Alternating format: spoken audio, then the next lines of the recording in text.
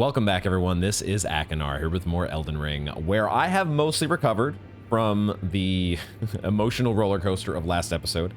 It was a wild ride, mostly because there was just so much crazy stuff happening. But also, it was I didn't expect it. I think it might have been the biggest difference between what I expected going into recording versus what actually happened.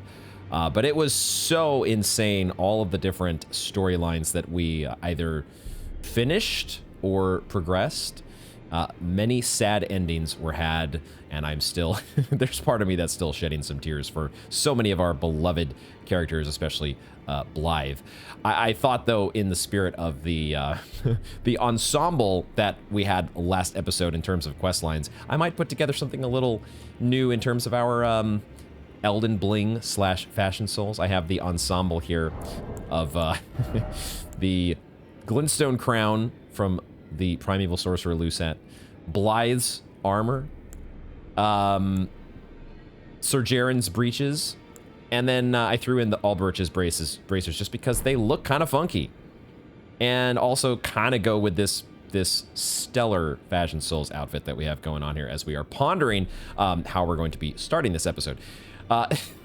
So anyway, as we are moving on to the next stage of events, I have been continuing the backtracking off camera, trying to do the things that I had set out to do last time, which was to just find Bellbearing Hunters and find sus floors in ruins, and also track down the next part of Hyetta's questline. I did not really make any progress on the first two items. I've gone through now basically all of Limgrave, all of the ruins throughout the Weeping Peninsula, Limgrave proper, as well as the Altus Plateau, and outside of, I think, a Golden Rune 7 in the Wyndham Ruins that I had missed. Outside of that, I did not really find anything else in any ruins anywhere. So, so far, I think I also still have to go back through Caelid, so maybe there will be some secrets to find in Caelid. And I haven't done anything in the underground. I haven't done any backtracking here, although I'm not sure what I would be going for in the underground specifically. We'll think about that later. The other stuff on my list here, I did find one little thing as I was thinking through where Hyetta might be. One thought that I had was maybe she's supposed to be headed toward Goldmask and Corin. We're talking about guiding her to the distant light, and I thought maybe she's going to end up next to them. And so I did go back to Goldmask and Corin. Did not find Hyetta, but I did find a new item that I have not looked at yet. I somehow had missed an item that was stashed next to the Colosseum over behind Corin. I just didn't look in that little alcove. And there was a Starfist hanging out there. Starfist, that is. I don't think we've had any starfish in Elden Ring. Starfist, though, what a look! I can see already this amazing description here. Spherical iron manifer covered in spikes which induce blood loss, used in brutal games of pugilism. Once again, I love the deep lore cuts that we get on some of these items. There we go. So the Starfist has been found. I'm sure so many of you have been waiting for that moment. Another realization that I had was regarding this Sentry's Torch, which I have been wondering about apparently I cannot check the description on here because I'm still in my silly pose. Let's go and check the description on the Sentry's Torch. It talks about its flames are bestowed with a special incantation which allows the bearer to see assassins cloaked in veils. I was thinking that this was going to be something that you just use while you are walking around the environment. You are just walking around, you know, exploring just your average, I don't know, overworld spot or dungeon or anything like that, and it would reveal hidden enemies or hidden NPCs. Well, I think it is that after all, but it just wasn't quite what I was expecting. I think where this was supposed to be used was in the mini-boss fight that we had against a Black Knife assassin that actually did turn invisible on us. I just didn't make that connection until I was thinking about it the other day. Like, wait a second, that's where we're supposed to use that. So we'll see if we come across another Black Knife assassin that turns invisible on us. That, I think, has been the only one so far. But I don't know that we're going to be using this torch like I thought originally, which is just walking around and holding it up, and then, aha, there's something invisible that otherwise would not be, noticed. I don't think it's going to be that sort of an item, but you never know with Elden Ring. We'll find out later. What else do we have? Let's do the other bits of housekeeping that I was going. The reason we're here at the hold is because I did have just a couple items to take care of. One of them being this bell bearing. Well, EG's bell bearing. It's a pretty substantial bell bearing. And rest in peace, EG, along with the other many comrades that fell in the events of last episode. But we now do have, let's see, I guess EG's is listed under the first one here along with, wow. It's just, this is just what happens in Elden Ring. I guess I should, I should have been prepared for this with Dark Souls. It's not too dissimilar from those games. All your friends die. I feel like Elden Ring has taken it to another level, though. I feel, and we're not even, I don't know, we still have so much game left. I've already been through so much pain and heartache, but we now do have some somber smithing stones unlocked, which is interesting because we do have also, I think, the ability to buy those here. Are they a cheaper price? The smithing stone 4 is 6K there. With EG's bell bearing, it's also 6K. We're not getting a discount or anything, so okay. Duplicate entry for somber smithing stones at the Twin Maiden Husks. That's cool. The other thing that I was going to do here at the hold was I was going to check the remembrance for the natural born of the void. We just needed to look at the items and get the cool item descriptions there, because that's what we do. We go and we check out the cool stuff. Oh my gosh, Bastard's Stars. It is a flail. A magic flail, of course, because it's against a magic boss, or it's derived from a magic boss. Look at that. Look at that. It's like a little solar system. You are flailing people with a solar system. That is wild. Flail, which deals magic damage, having been imbued with power by the remembrance of Estelle, formed of the same many-colored star debris that comprise the form of the natural born of the void. The unique skill is Nebula. Imbue the natural born's stars with magic to perform a sweeping strike. This attack leaves a dark cloud of stars in its wake that lingers briefly before exploding. Sounds super cool. You do need 22 intelligence, which is not crazy out of reach, but yeah, we will continue to debate when and where we will be implementing or maybe thinking about switching to an intelligence build. I'm making no guarantees on that front. I just see so many cool, it's really that, the last two, the Dark Moon Greatsword and also Blythe's Greatsword. And I think I mentioned at the time, and I definitely noticed it after editing the footage, that of course, Blythe, that special move, that somersault move that he was doing is totally an Artorias move. Miyazaki loves the big, Guts Greatsword being wielded by a wolf-like figure, in this case a half-wolf, doing those super cool somersault moves, and I love it. It makes me want to do an intelligence build at some point. We'll see.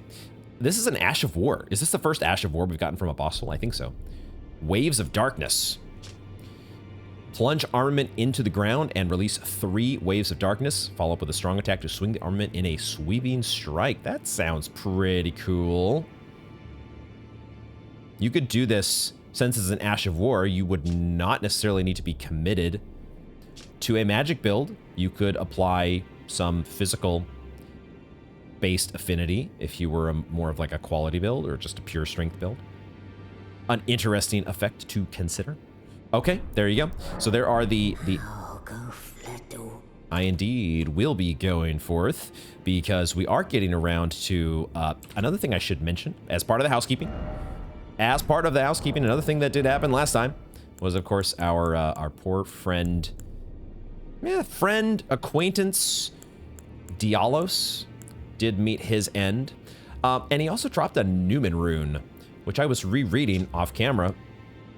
and I was reminded the fact that the Newmen, this description here, the Newmen are said to have come from outside the lands between, and are in fact the same stock as Queen Marika herself. I think we normally get these Newman's runes to drop from, I want to say the giant, like, they're ants, or at least they're part ants. They feel like part ant, but they have like the huge sack that's attached to them. So I don't know exactly what to call them, but I thought, okay, this is a weird type of bug that is somehow related to Queen Marika. But now I'm not so sure. It might be that, I mean, if a Newman's rune dropped from Dialos, he had to have been a Newman, right? So maybe Newman are actually, maybe it's in the name, new men. They're a type of man or human, but instead of human, they're Newman. I think that's what they're trying to get at here. So there's potentially some weird, or not weird, but a little bit more substantive lore connection, especially when Queen Marika is in the works. But of course, Radagon is Marika, so what the hell do we make of it all? Just something interesting to note that may play into things more substantially. Now, I did, as we continue to think about that, and so many other different connections that we're trying to piece together in Elden Ring, the other thing that I did mention is that, of course, we've been looking, the main objective with my my backtracking so far has been to try and find Hyetta. And while I did not find her at Goldmask and Corrin, and I did not find her along this, I continued along this path here, which it seemed as though, you know, she was following this path along the Liurnia Highway. She ended up at the Bellum Church, where we last saw her. And then I thought, well, maybe she's just following this road and is going somewhere to the capital. It would make sense that maybe the Erd Tree would be the distant light that Hyetta had mentioned. I did not find her, though. I went all over Altus Plateau. I went all over the outskirts of the capital. I went all over the capital. I didn't necessarily exhaustively search everywhere, but I went to quite a few places, especially along this this road, the path that you would have to take that would lead you to the Erd Tree. Did not find Hyetta. And then I kept going through the list of bonfires, and I did eventually find my way to the Frenzied Flame prescription. And we'll go there in just a moment. And as you may guess, or you probably know, that is where Hyetta is located. I had been thinking at first, I had actually, before going to the Altus Plateau, or scouring it more thoroughly, I thought, well, wait a second. We give this fingerprint grape to Hyetta. Of course, we came here to the Church of Inhibition, trying to find Hyetta. Did not see her there. But then I thought more about it, and I decided, well, maybe she's like outside of the Frenzied Flame Village or something. I need to check around here, or maybe she's somewhere on the path leading from the road past the Frenzy Flaming Tower. Maybe she's in here somewhere because we gave her this like Frenzied Flame eyeball or grape. Didn't find her anywhere there, and then I sort of forgot about that. And as I was making my way through the checkpoints, I eventually ended up here at the Frenzied Flame prescription, and it immediately, as soon as I was warping in, I was like, wait a second, this might be where Hyetta is. And sure enough, she is there. Now, we still, I have not talked to her yet. And I did not actually even look around the room to see if there was going to be anything different. Of course, the big mystery when we were here previously was this thing. I would assume that this has not changed yet, but perhaps progressing Hyetta's quest line is the catalyst that we need for that, what feels like a door or a gate or something to open. We just need to bring our Blind Maiden's quest to its culmination. So you're here as well, are you? I realized as we've talked, I'll be a maiden, and you, surely a lord. Go to the door ahead. After divesting yourself of your possessions, it will surely open, and the three fingers will welcome you. May the flame of chaos find purchase within you.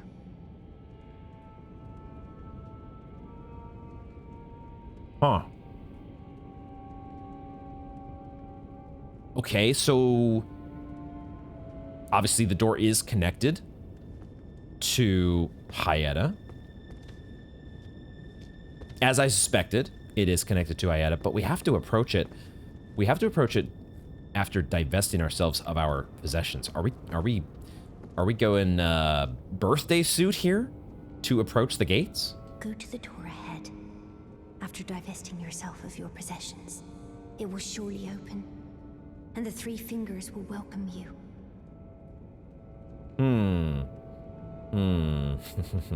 Hyetta?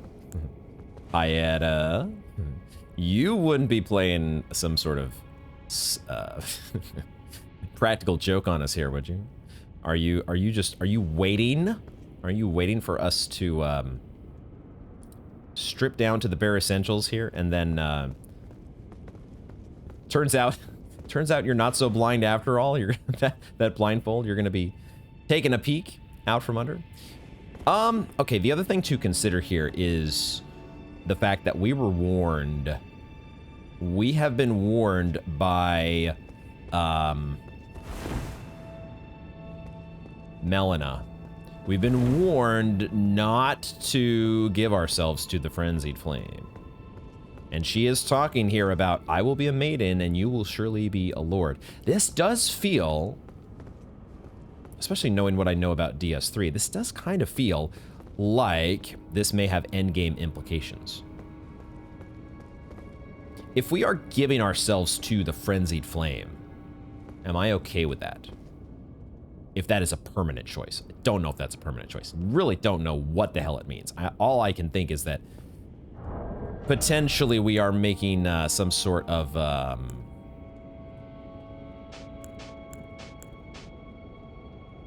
we're altering our choices for the end of the game, or we're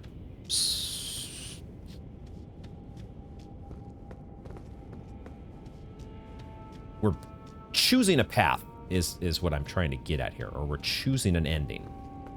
Maybe we are, maybe we aren't. I tried first the simple or the less committal road of just removing armaments. Do we have to are we doing this? I guess we're doing this, guys. I guess we're doing this. Okay. Is this what she means? If not, then we've had the wonderful practical joke played on us. You actually have to... That is fascinating. I want to test this out just a little bit. If I just put anything back on... Wow. I probably don't need to walk away from the door. Take this away, and you can open door.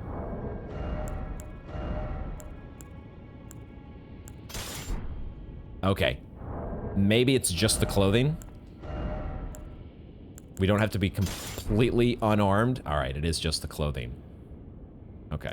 Well, sure. Maybe this is really, truly the pinnacle of Fashion Souls. I think we're going with this. If we are making some permanent decision here, we've already, for most of the playthrough, we've been kind of flirting with the frenzied flame and just fire in general. So I think it kind of fits. Like, our character is already, like, you know, affiliated with blood, the bloodshot eyes. We've helped out the Volcano Manor folks. We're just helping out everybody. I will say, though, that this one, with the fact that there is a blind maiden and Melina has warned us, feels more substantive. But I think we're still going to at least open the door. And maybe that's enough. Maybe that's too much as it is. What are we doing? Oh, boy. Oh, boy.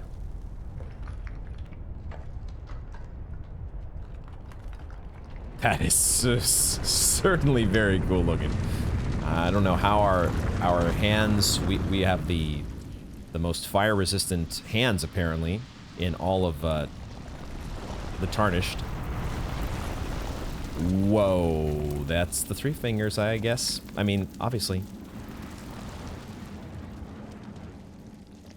Duh.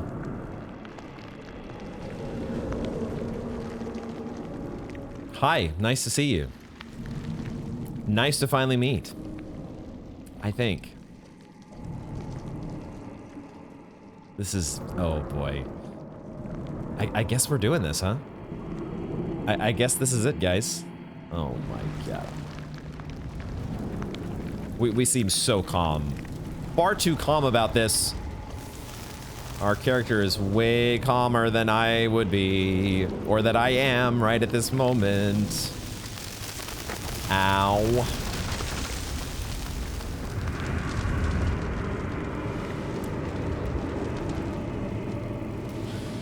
Oh boy.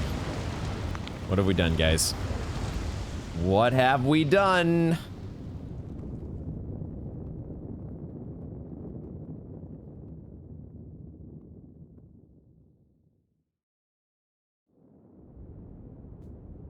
Oh shit, it actually has singed. It has actually singed us. Oh, and look at our eyes. Oh no. Oh my goodness. Oh shit. We did it. You know, this is kind of perfect, guys. It actually is kind of perfect. We are yes, we are traveling the road of faith, but we haven't really been adhering to the Golden Order, right? We are the rebel cleric. And now I guess we actually have access to our weapons and stuff in here. Not that really is important, but I do at least want, I don't know. Okay, I think we made a, what did I just do? Oh, okay. I think we have made, guys, a permanent decision. And we will see. Melon is not going to be happy with us. Melina may not be too happy, but I think she's gonna have to live with it. We're all gonna have to live with it at this point. Okay, well, there you go. I am definitely, this is, boy, look at what the fingerprint, the fingerprints, I guess, that have been, I mean, there's not really much more. There's not really much to say. It kind of, what we're seeing speaks for itself. I was half expecting you to be out of here. Your job is complete. Are you happy? The flame of chaos has nestled within you. Could you please rest your hand upon me? Burn me with the flame to make me your maiden. Oh boy. I mean, we've already gotten to this point. Are we really gonna stop now? Are we really? Could you please rest your hand? Burn me with the... Are we really gonna go this far and not go all the way? Oh my god. Oh, it burns. My eyes, they're melting.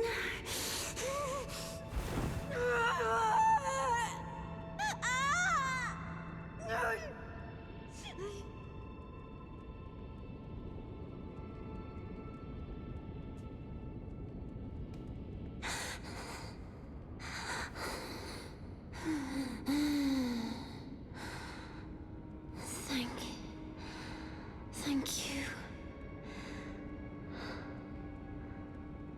I have touched them. The words of the three fingers. As your maiden, allow me to divine them. All that there is came from the one great. Then came fractures, and births, and souls. But the greater will made a mistake. Torment, despair, affliction, every sin, every curse, every one born of the mistake. And so, What was borrowed must be returned, melted all away with the yellow chaos flame, until all is one again. Oh boy. Oh boy, we have really done it, guys. We have really done it. Okay, let me see if I can absorb that. The one great. I'm so sorry, Hyetta, but the pain that you are experiencing is right alongside all the other NPCs in this game. Is just get used to it. The one great. So apparently all life originates. This is maybe even a bigger origin story than the greater will. Okay, so we've got the one great and the greater will. How do those two things relate? No idea. But according to Hyetta, or according to the Three Fingers, the greater will made a mistake, and I guess started trying to create things in some different way compared to the one great. And now all of that stuff that has been birthed as a result of the greater will needs to be returned. What has been borrowed must be returned. And the only way to do that is via the frenzied flame. Burn it all down. Those who gave me grapes howled without words, saying they wished they were never born. Become their lord. Take their torment, despair, their affliction, every sin, every curse, and melt it all away. As the Lord of Chaos, no more fractures. No more birth. Oh, shit.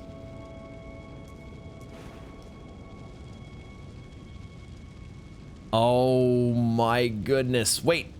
I was... Okay. I was kind of expecting her to disappear. I don't know why. I thought she was going to, like, burn and disintegrate into the ether, but I think she might be... Wouldn't be the first character that we have that has ended up on fire as a result of our choices recently. So, yeah, like I said, join the club.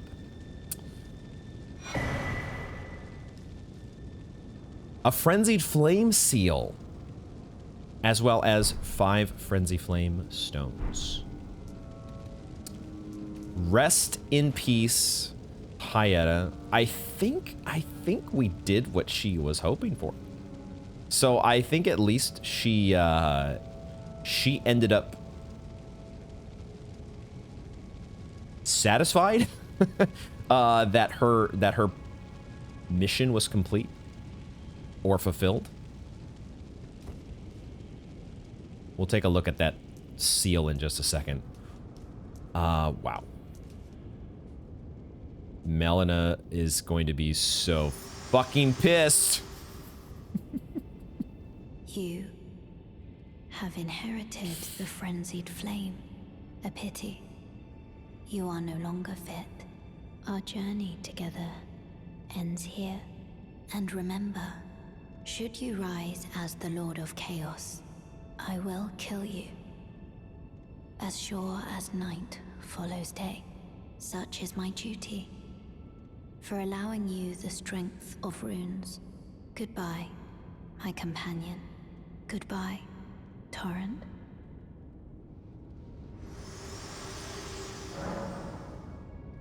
Oh, damn, she was pissed.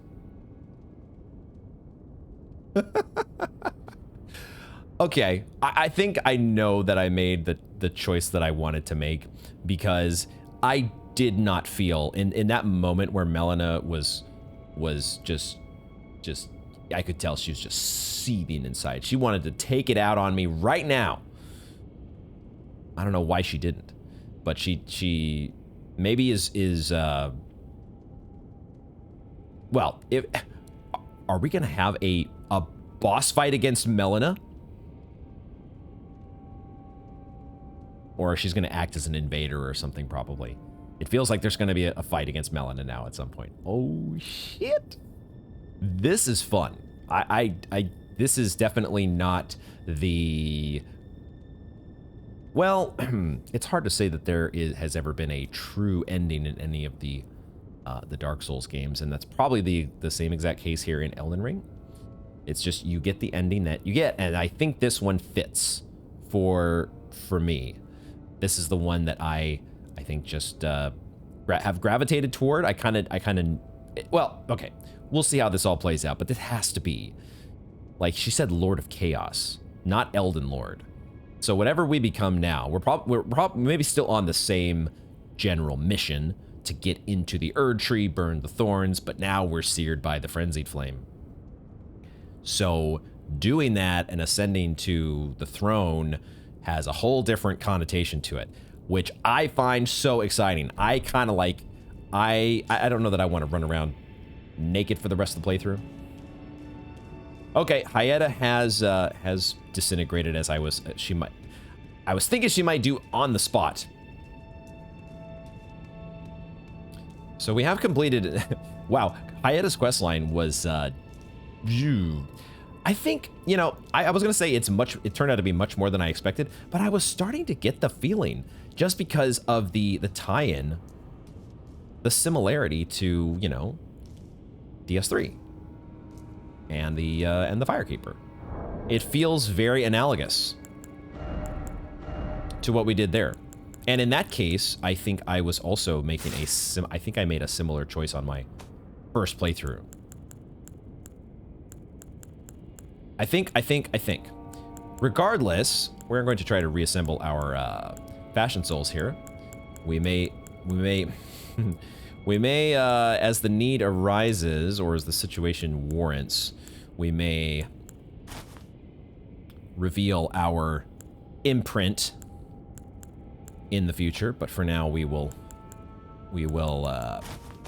keep that under wraps, just between us and Melina. Need to know basis for everybody else. That's so exciting though. I'm curious, very, very curious to see how that is going to play out in the long run. For the moment, we are going to do one other thing here before I am, well, am I going to continue backtracking?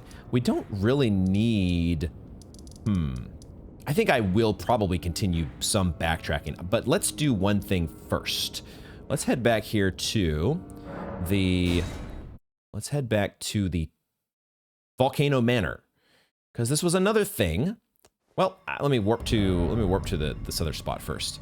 As I was going back through and backtracking, I did go to Volcano Manor once more, and I just went through each of the warp points here, and I came out from this checkpoint looking around a little bit and realized after a moment that there was an item down here that I had failed to loot.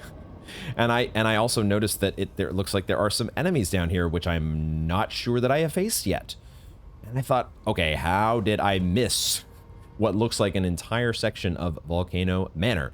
And after poking around for a bit, I believe I have found that we don't have to warp, we can run. I will turn on my lantern. We are now rolling with the Frenzied Flame of Chaos. We are the Agent of Chaos, and perhaps eventually the Lord of Chaos, which I am totally okay with and maybe kind of happy to be. So, I am totally fine with this as a development, guys. Like I said, I don't know if there is what is considered a true ending. We both whiffed on that one, buddy. We both whiffed on that one for sure. There's something that's so satisfying about just the classic R1 back and forth with the greatsword, keeping the enemy in constant stun lock. Okay, what I realized though, as I was trying to figure out how do I get to this spot in Volcano Manor that I missed, I noticed that there was a ledge down here that I totally missed. Like, it feels like one of these ledges that if you're not thinking about it, and you're not thinking in terms of, oh, I need to find my way to part of the level that I haven't found yet, you might just discount this, and maybe I did. I'm not sure if I even saw this before, but if I did, I think I discounted it as something that doesn't, could result in a death. And so I didn't even check. Didn't even check. Oh, I forgot. We have a seal to read, don't we? We have a seal to read. Let's do that first. Let's read our Frenzied Flame seal. As I suspected, it does boost Frenzied Flame incantations. It actually has intelligence scaling, as well as it actually just scales with everything.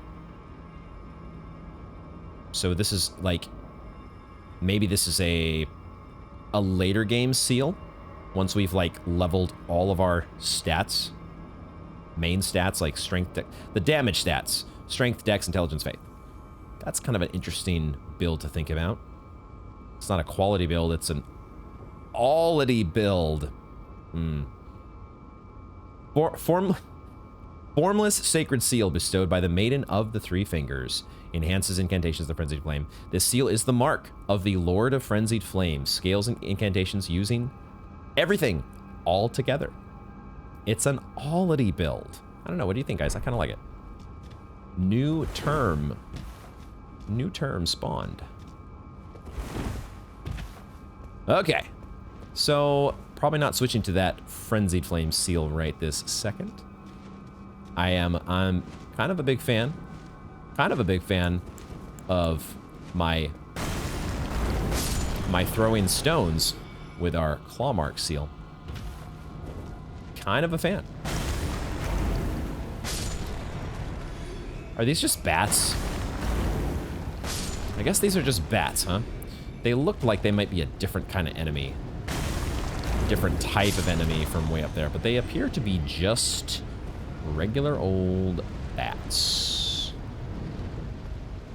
There is what appears to be an opening there in the cave wall. There's another bat here. Okay, we are down here. And we have our 5 smoldering butterflies. No magma worm popping out of the lava this time. Our 5 smoldering butterflies, which proved to be far more useful as a tool to draw our attention to a spot of the level. Was there another place to drop down? What is this series of ledges for?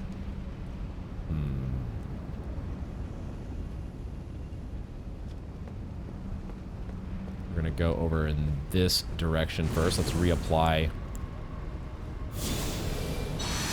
Is that actually an Iron Virgin that is going to come to life?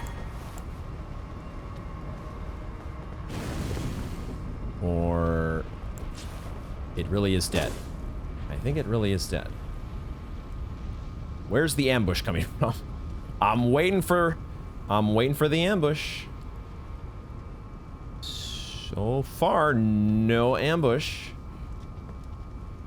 Okay. Nothing over on this side, huh? And then I think we have been over there before. We climbed up from this rooftop here. So we've done that part. But we just didn't get up here. And I wasn't even thinking of getting up here. But here we are. Let's go over to this cave opening. See what we can find there.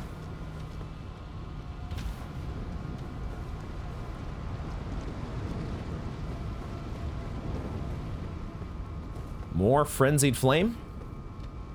Do they have another Frenzied Flame?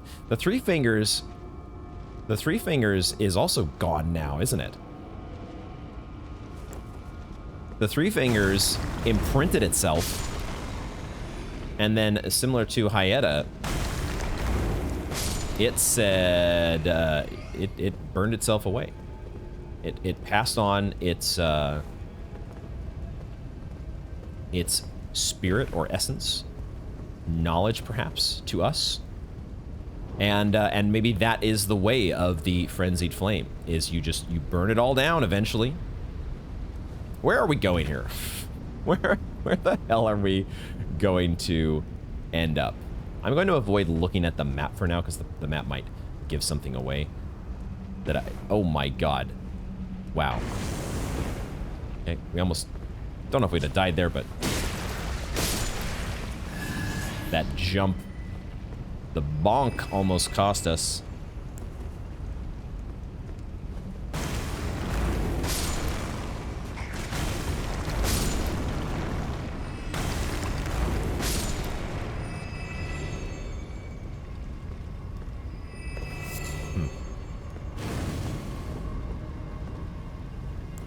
Sus wall.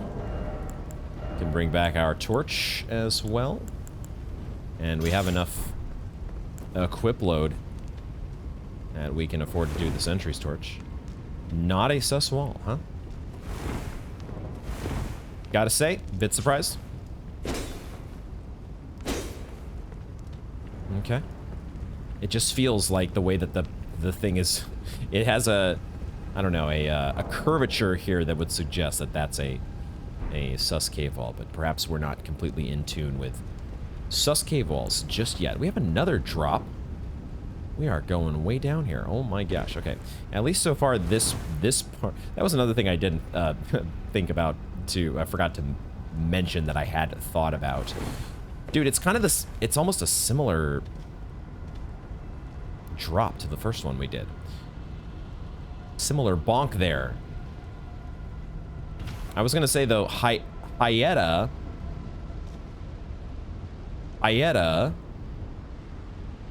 How did she get down there? She had to go through the same parkour that we did, huh? That same crazy... This is a new spot. This is a new part of the manor that we have not been to yet, guys. Okay. I think I see a side of grace over there. Holy shit. Wow. Elden Ring is a beaut. It's a beaut. But apparently Hyetta is just as skilled at parkour as we are. I did see the various comments that were expressing shock and maybe dismay in some cases at how we made it down to the bottom of that, I don't remember what you guys were calling it, but the Frenzied Flame parkour. And the fact that we did it without losing a rune arc.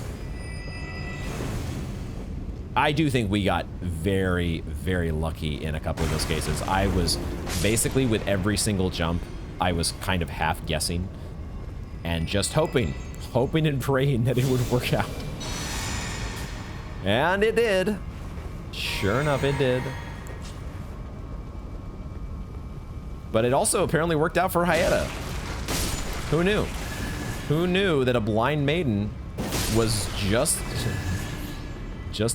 as either skilled or lucky at parkour as the blind Let's Player? Maybe there's something to it, guys. Just play blind. I really should get that Site of Grace. Actually, am I screwed, or can I walk back up that? I hope I did not screw myself. I'm hoping now. I might have done this incorrectly by not going to the Site of Grace first. Oh boy, did I? Was this a mistake?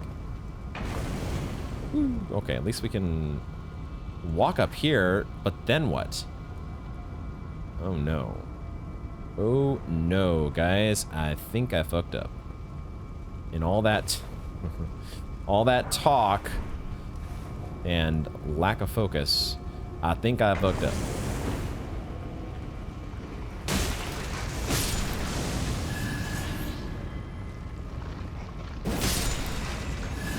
I done might have fucked up.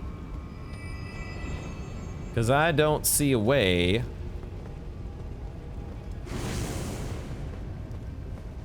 And I see that there is a passageway that goes in this direction.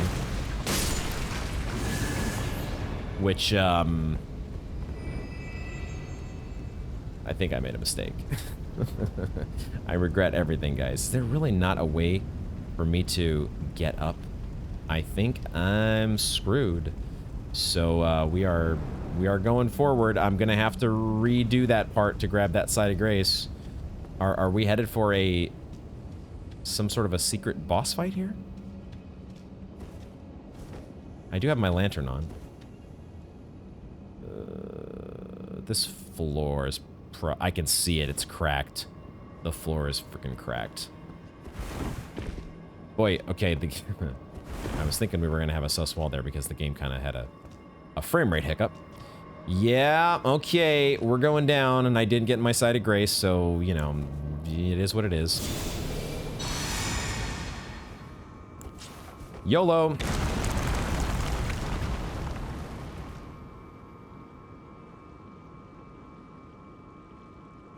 Do I recognize this place? I don't think so. I see a whole bunch of cave moss. Is it cave moss? Budding cave moss? That's what it's called. Budding cave moss. Budding cave moss. Really perturbed at myself for not getting the side of grace. I should be a little bit more circumspect. But we press forward, knowing that we can get the side of grace when we come back down. We know what to do. But I do feel like I see the glow of a fog gate.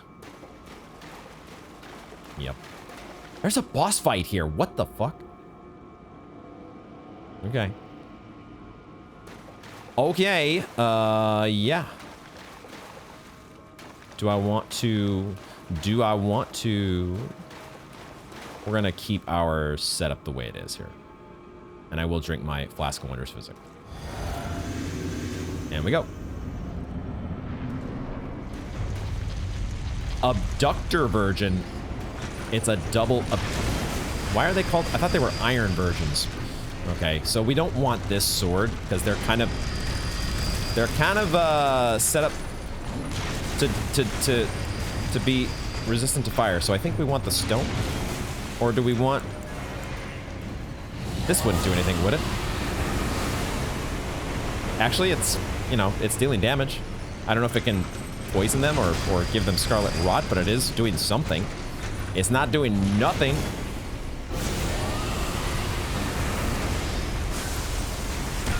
God damn it. Unhand me. That is not doing a lot of damage. Wow. Okay. Are these really low level? Is that what's going on here? I need to drink. Like to line you both up.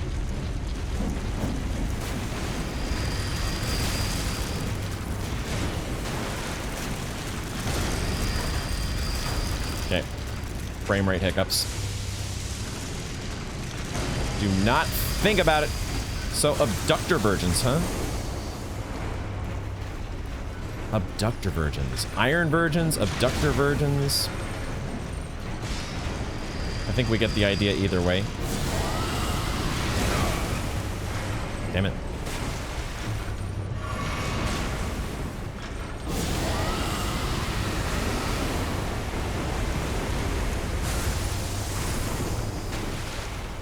I don't think I would be shocked if we can actually get them with Scarlet Rot.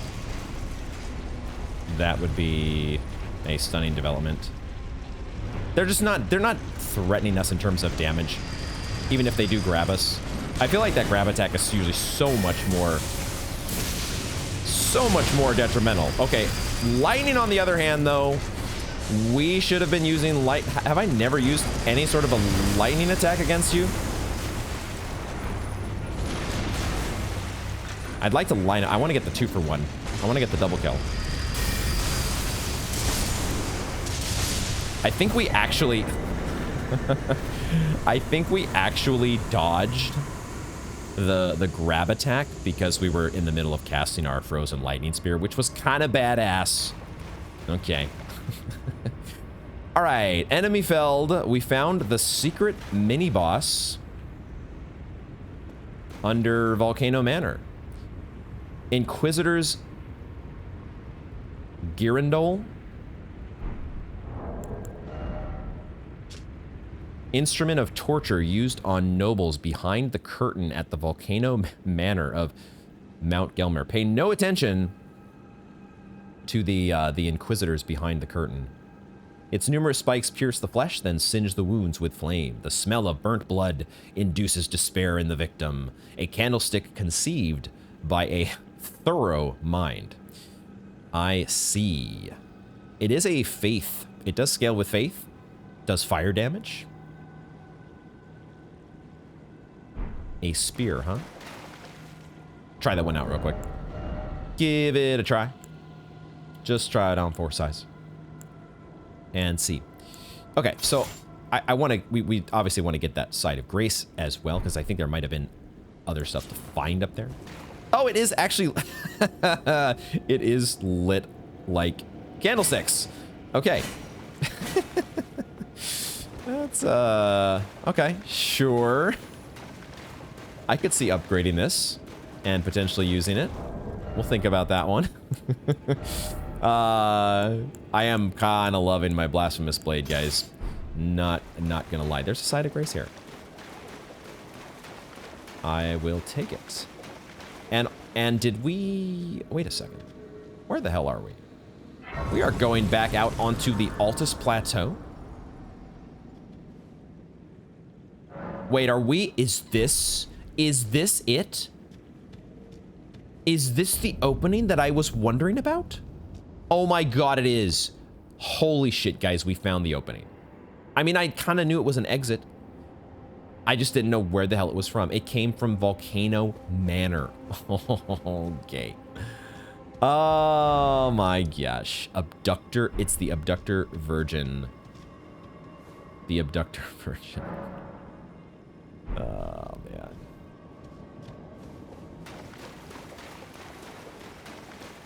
Alrighty. There you go. I think this is where we came in, right? Let's just be sure.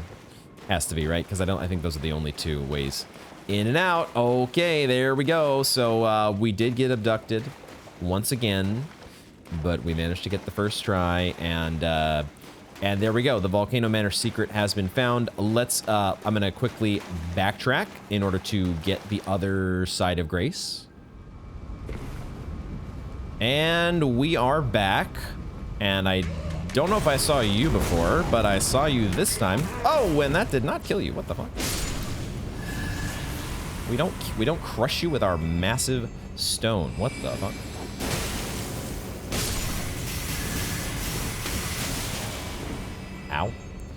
Ow. That dude reminded me of Pydia. I just was reminded that we, as I was doing my backtracking, I was reminded that, oh yeah, Pydia was an Albinoric that got devoured by puppets, question mark? Okay, that was it, guys. There was just a side of grace here. The subterranean Inquisition chamber. So now is there perhaps a sus wall here maybe that we need to be privy to?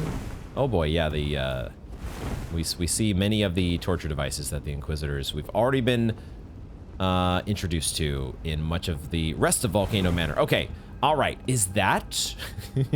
Have we now, question mark, found the last of the secrets in Volcano Manor? I can certainly hope so, but something tells me probably not. Just like with the rest of the game, there's always going to be stuff we're missing.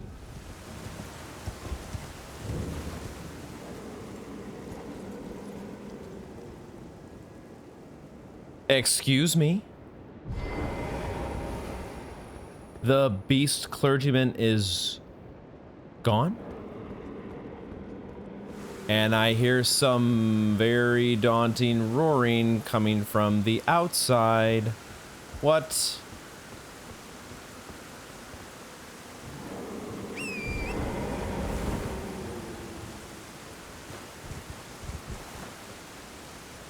Okay, I can't target him as of yet.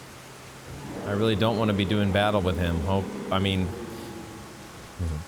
we may not have a choice. We may not have a choice.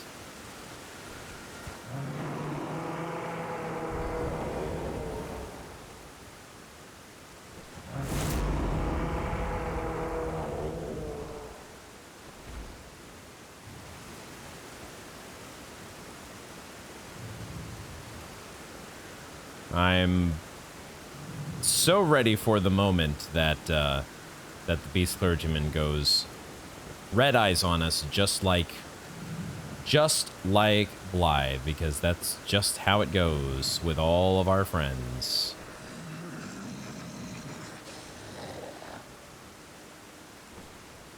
Oh boy.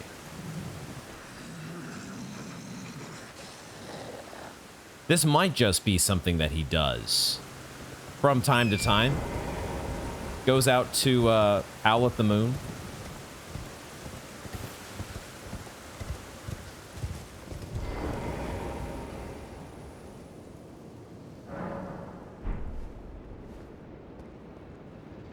Still can't target him. I think that's just something he does every so often. Maybe. Or there's just a one-time thing. And it just so happens that we found him at the right time. Now, something I had wondered about was this part of the Lake of Rot that I don't think I actually explored, where this one follower is just waiting out there. I don't think I ever actually explored to the point where, like, there could be something out here that we should find out. The problem is, where's the solid ground? I guess there is some sort of ruins on the other side. And that's about it, huh? I can't target that guy from here. We're gonna get rot. We're gonna have to rely on our trickle heal. We'll get the butterflies here, I guess. Get the Aeonian butterflies. And then, is there, what is the, oh, that's right, there's basilisks over here.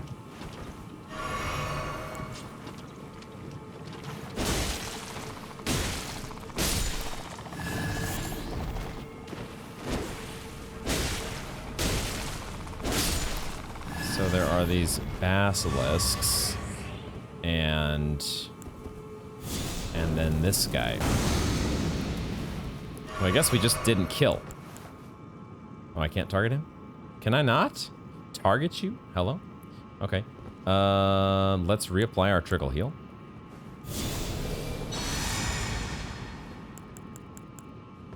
Oh, there we go. Okay, he's about to be dead. And it looks like there might be some epic loot to get. So let's do that.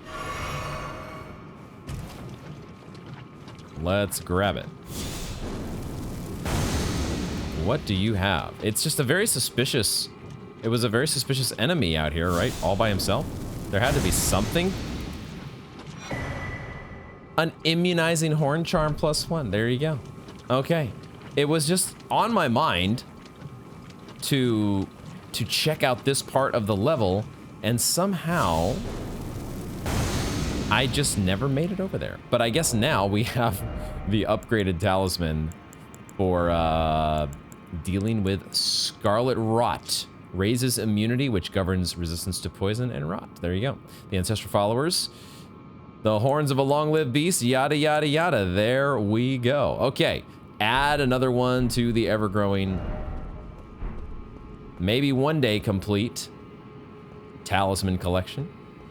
So I have now been through every single ruins, I think every single ruins in the overworld that we have been to so far. And I have not found any new sus floors. None in Limgrave, none in Caelid, and none in the Altus Plateau. It seems that the sus floors are concentrated in Liurnia, the land of the sorcerers, interestingly enough. Those Rea Lucaria, Conspectus, Prospectus, Corolos, Lusat, Azure, all the different schools of magic. And the Harry Potter land, that's where they have the sus floors. We'll keep our eyes out, though, going forward. We know now kind of what to look for when we are in ruins. So I'm sure there are more sus floors to find out there.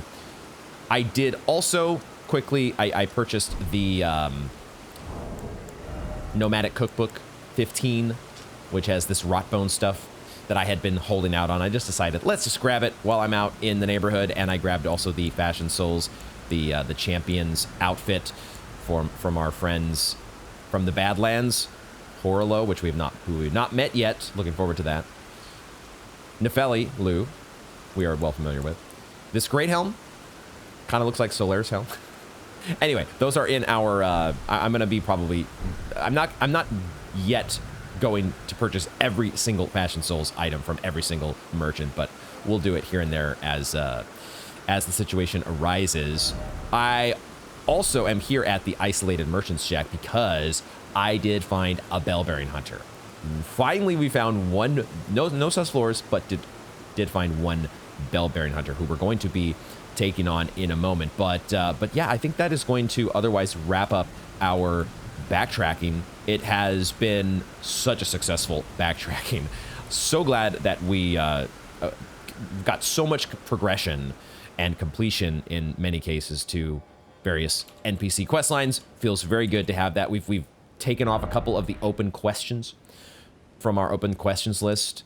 We now know the Frenzied Flame prescription. We know very well what this was intended for. That's a pretty big one. But also this question of the mysterious opening in the side of the cliff face in Altus Plateau. Turns out that was connected to Volcano Manor. I should have known. I should have known there was more to it. Such good backtracking. And I have gone ahead and adjusted my magic spells here to give myself to give us a few more frenzy options, since we are now the Lord of Chaos, or the Lord of Frenzied Flame, whatever the title may be. We have to try these things out. I don't think I've actually cast Inescapable Frenzy yet. What does this look like? Oh. I see. This is the one that says it's supposed to be effective only against Tarnished. Is that correct? So it is actually just a PvP thing. The caster then latches onto foes, spreading the madness. It says it's only effective against Tarnished.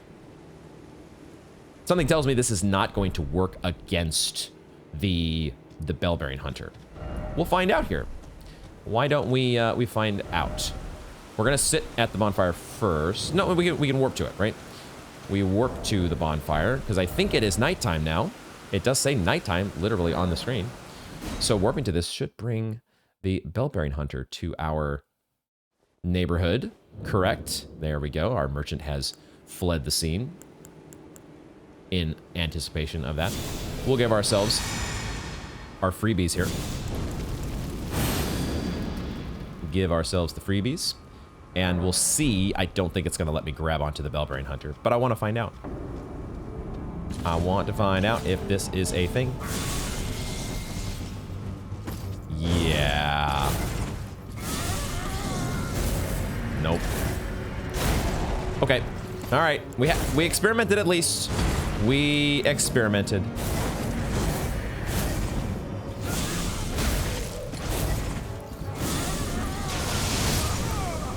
Wait a second. What?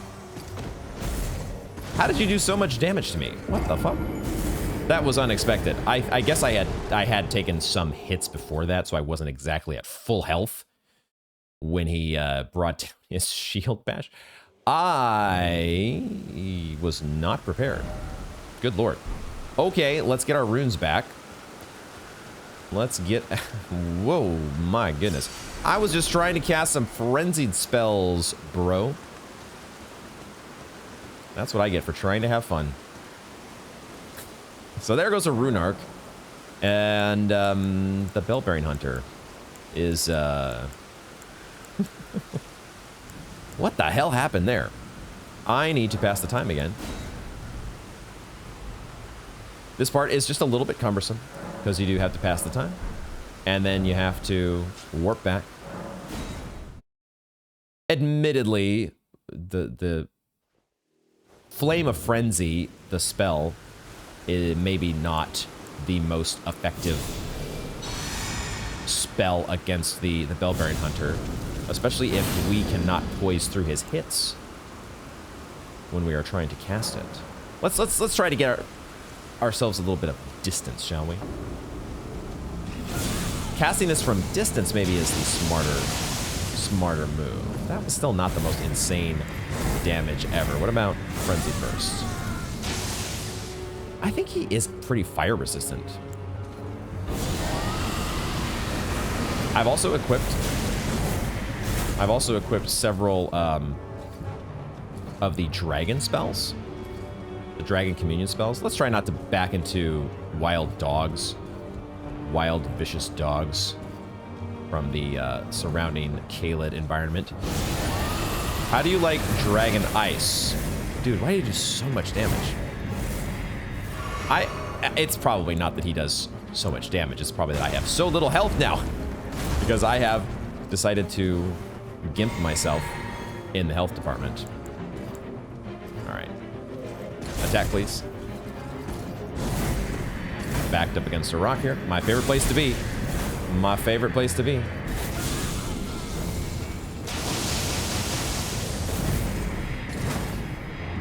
I want to say he's not very susceptible to fire.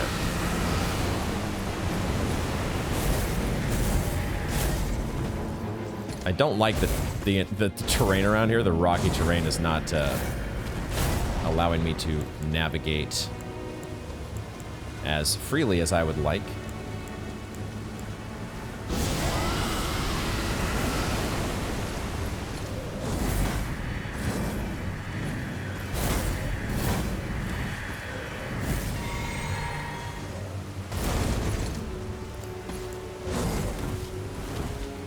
Am I going to reapply my Trickle Heal? You know I am.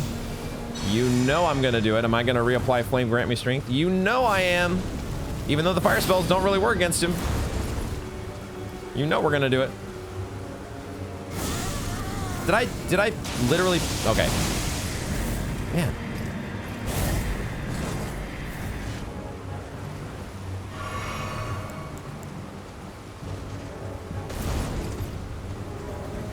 Eventually we're going to be switching to... Probably switching to the Blasphemous Blade. He does so much. We have so little health.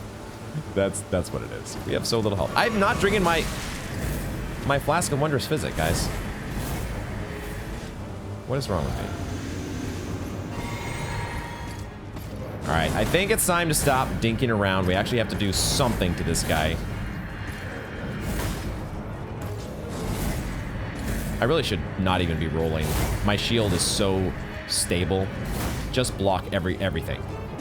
Don't give him an opening to do anything but just hit your shield. That's the one where you do have to be a little... God damn it. Fuck me, man.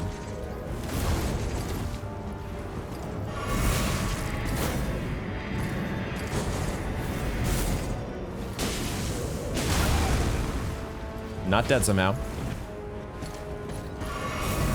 The Bellbearing Hunter is this one is, at least, is not a joke. The Bellbearing Hunter, why are you so... Okay. Taker's Flames. It's time for the business.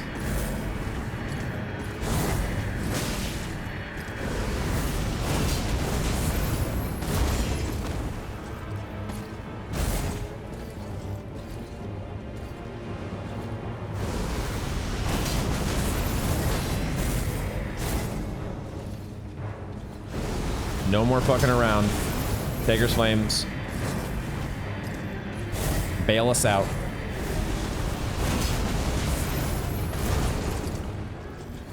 Can I get one more Taker's Flame? One more for the road.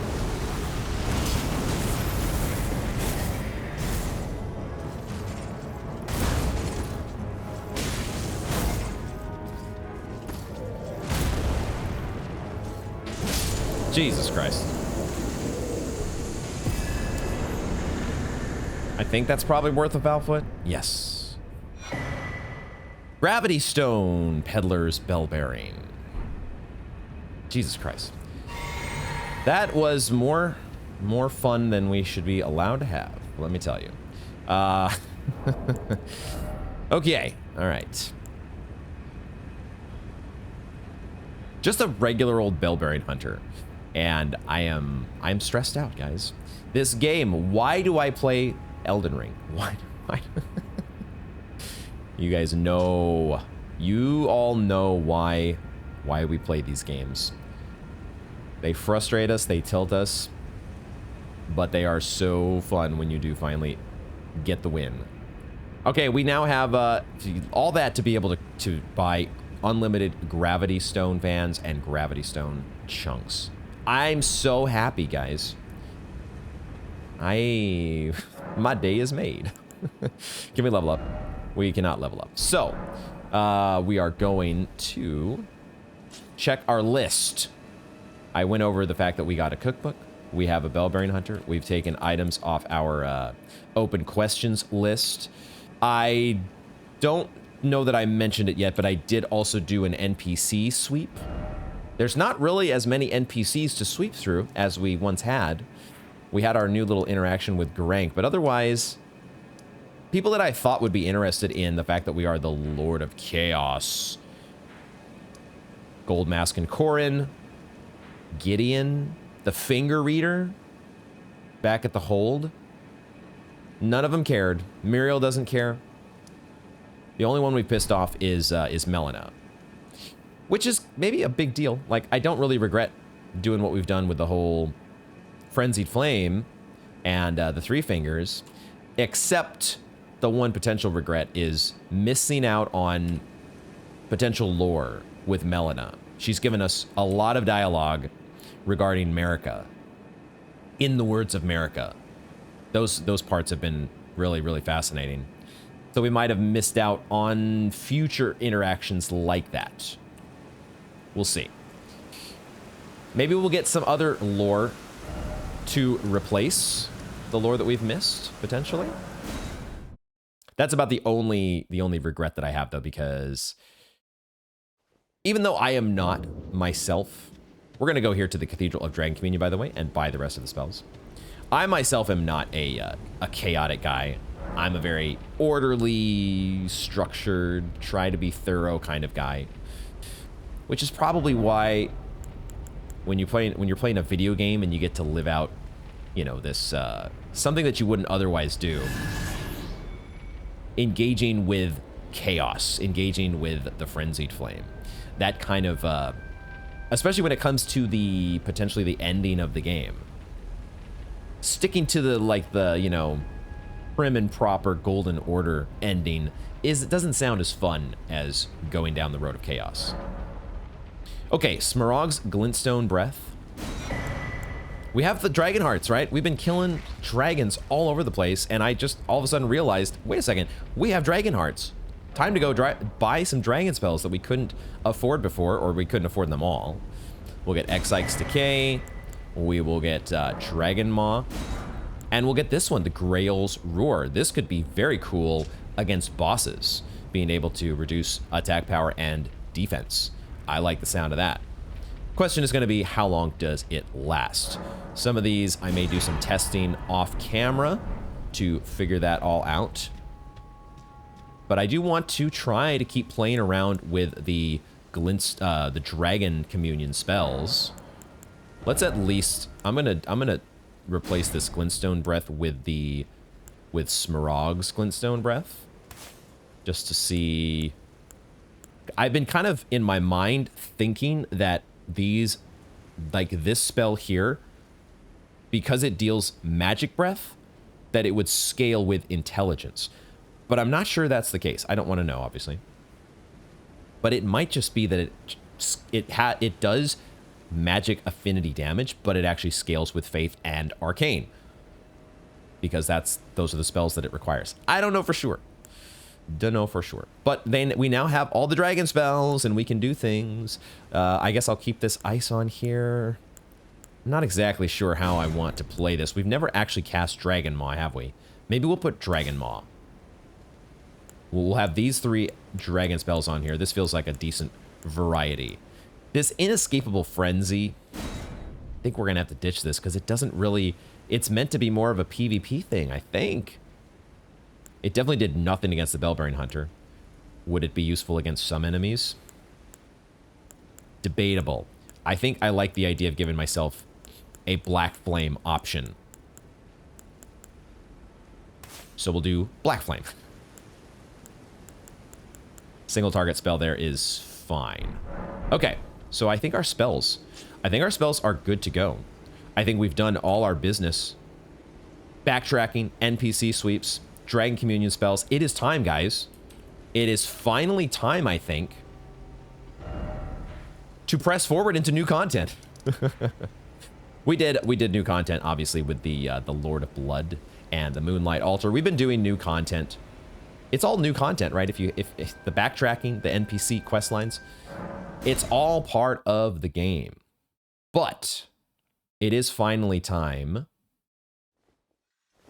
I guess I will quickly note, I will just cover the fact that I did also do some semblance of backtracking in the underground, but I did not go to I didn't really go back through the Shifra River side of things. I kind of went through Ainsel River a little bit. We picked up that charm in the Lake of Rot. But other than that, I didn't go through exhaustively through these underground places because it feels like things, you know, we have the Prince of Death's throne. There are some pretty interesting lore connections in the underground. But for whatever reason, it doesn't feel like, at least the quest lines we have at the moment, I don't need to go to every single bonfire in the underground.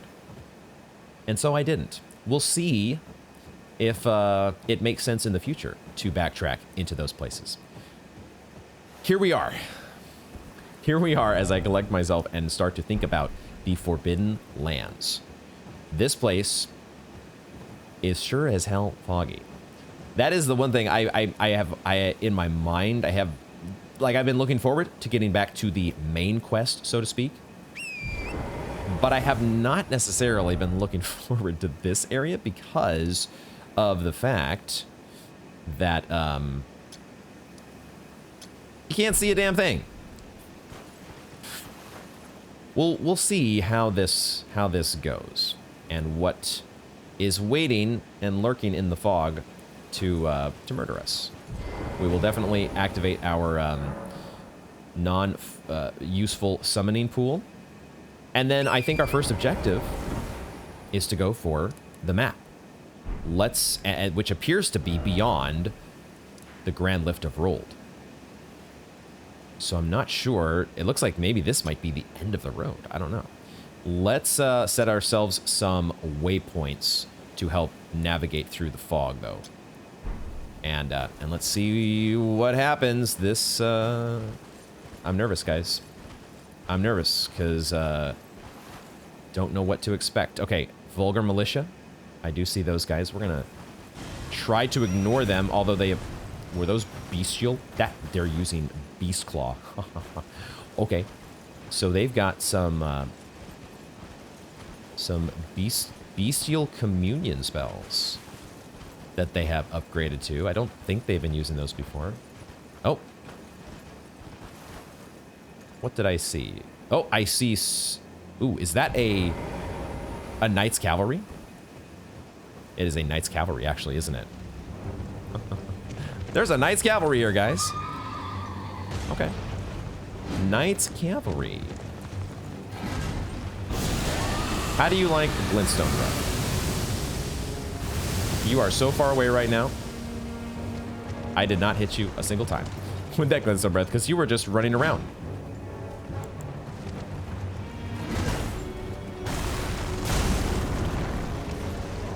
You didn't give a damn about my glintstone breath. I'm gonna try to get full value here out of my flask.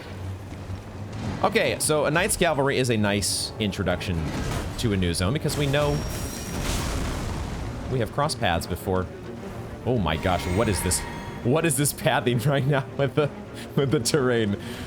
We also know that the Knight's Cavalry are very prone to glitching the fuck out.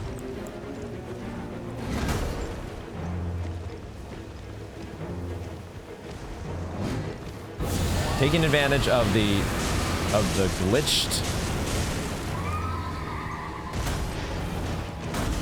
glitched as hell Knight's Cavalry pathing. That's the game plan. Dragon Maw? We did not poison them with rot.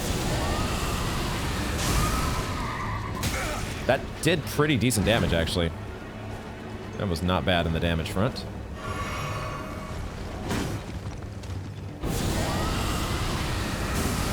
Now, there does appear to be, you've got to be a little bit wary of positioning. You want to be in melee range.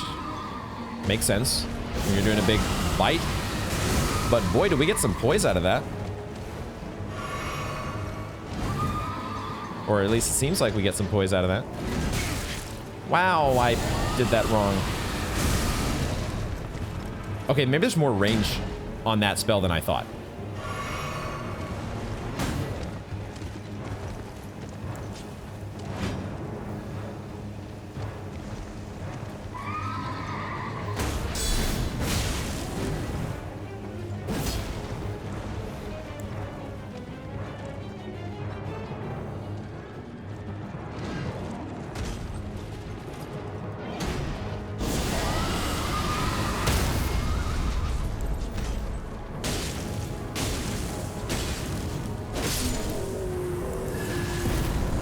Okay. Okay. I'll take it. I'll take it. We get another Knight's Cavalry down and an Ash of War Phantom Slash. Phantom Slash, go. This Dragon Maw was pretty sweet. I like this.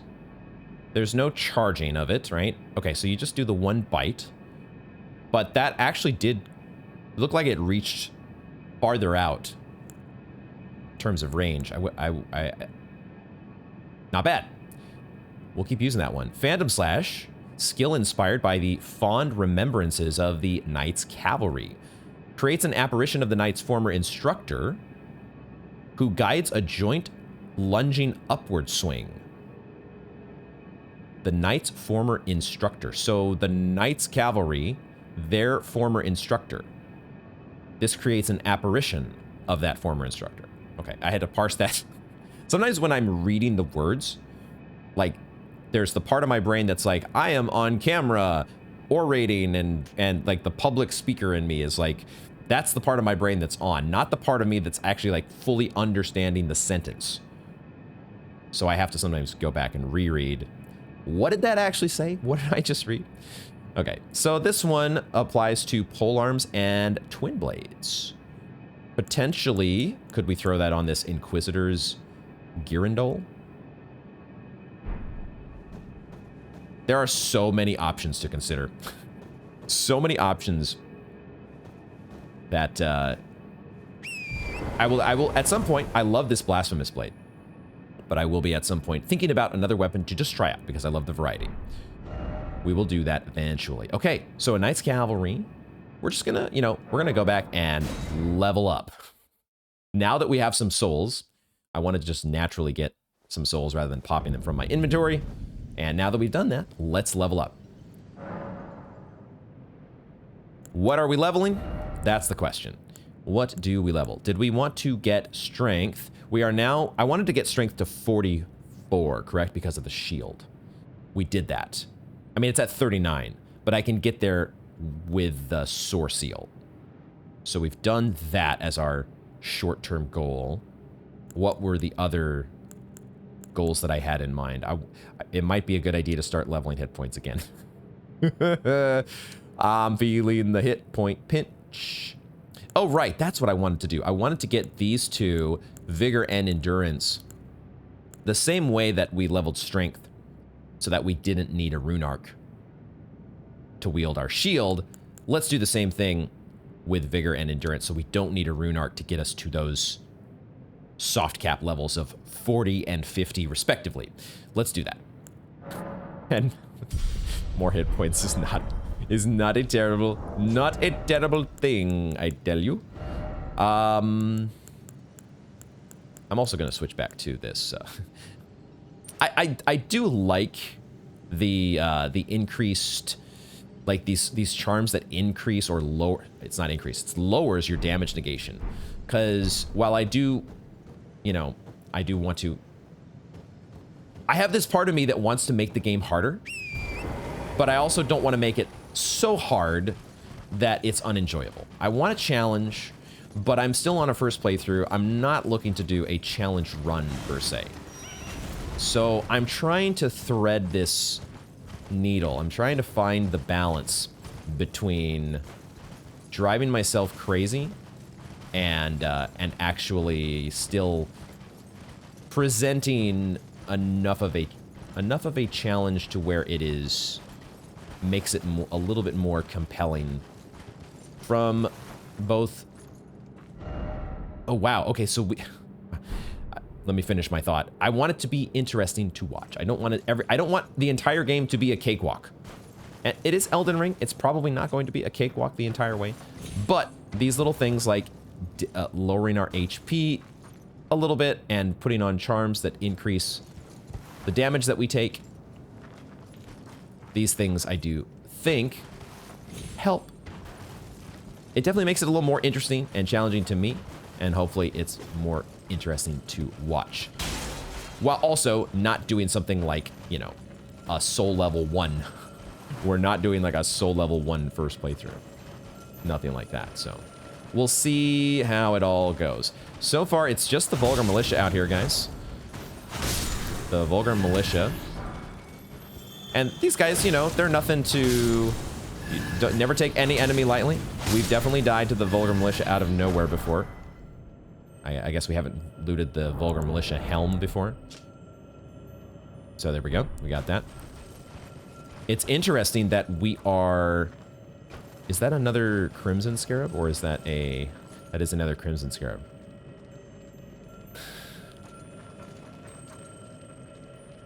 We are on some sort of a... Yeah, we're on... There's like... Canyon. We're on a precipice. Which was not clear to me until actually... Because obviously it's very foggy and you can't really see. But to the left and to the right, I think is death. Gravity death.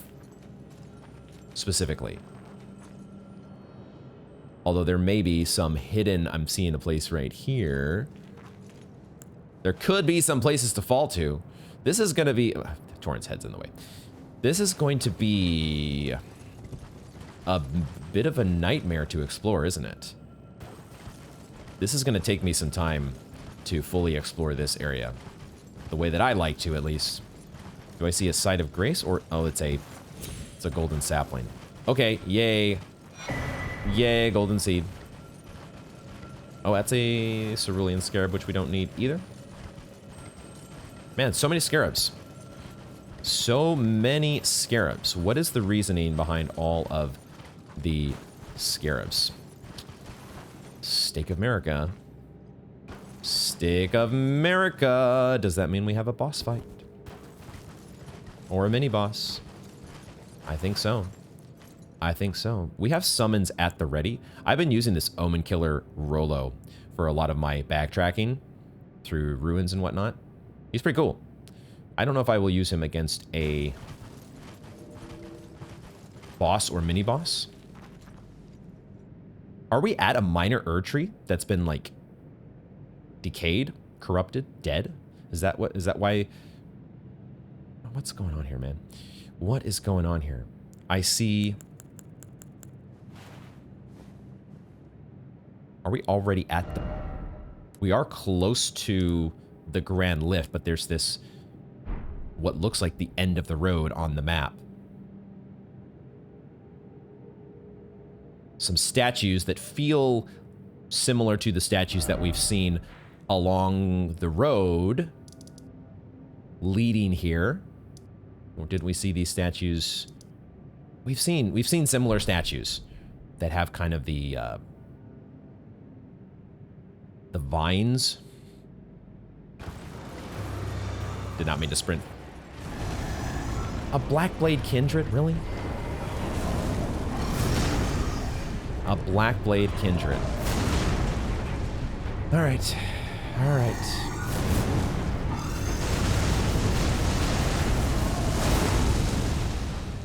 Ooh, that feels like a new move. Do you think we can give this guy Scarlet Rot? What do you think, guys? Something tells me no. We're gonna try. I'm also just taking a moment to reorient myself with the... Wow, that is a move. I don't remember that one. Do not remember that one either. He took a moment to observe his handiwork.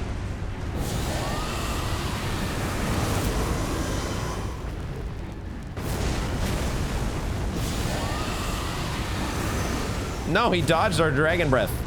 Our rotten breath. You can't do that. That's illegal. Dude, he's dodging the rot. Don't do it to me. Let's do Dragon Maw.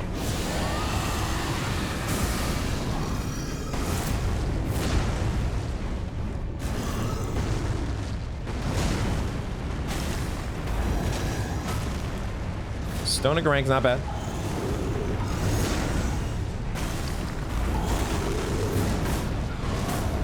Stone of Garank ain't bad.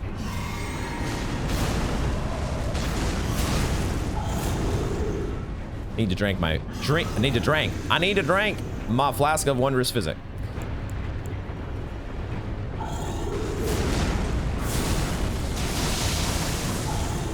Actually, the Flame of Frenzy is not terrible either.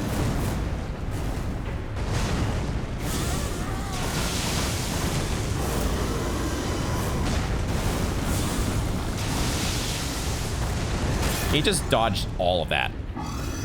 Not fair. Not fair.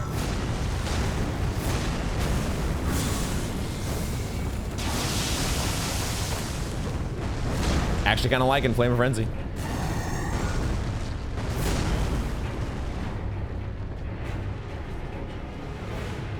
I should have cast.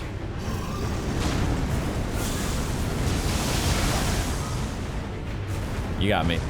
Good one.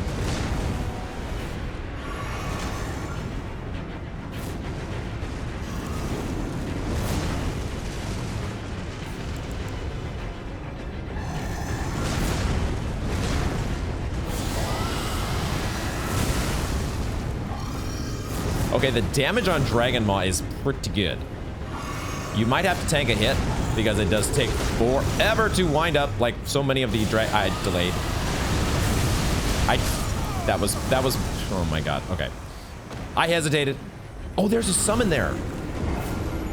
There's a summon there. Okay, interesting. We need to check that. Yeah, Stake America, please. That was going pretty well. We should have had that. But I hesitated, and hesitation is defeat. I totally missed the fact that there was a summon available to us, though. Where the hell was that? I would have thought that the summon would... There it is. Okay, maybe it is Millicent. Oh, man, it's Millicent. You know, we were gonna win that fight, and we have fought the Blackblade Kindred before. It's not a first-time boss. It may just be a mini-boss. Let's summon Millicent. Let's do it. I'm not going to adhere. I'm always going to, ultimately, whatever rules that I have in place for what spells are allowed and what spells are not allowed, what summons are allowed or what summons aren't allowed. All of these rules are much more heuristics.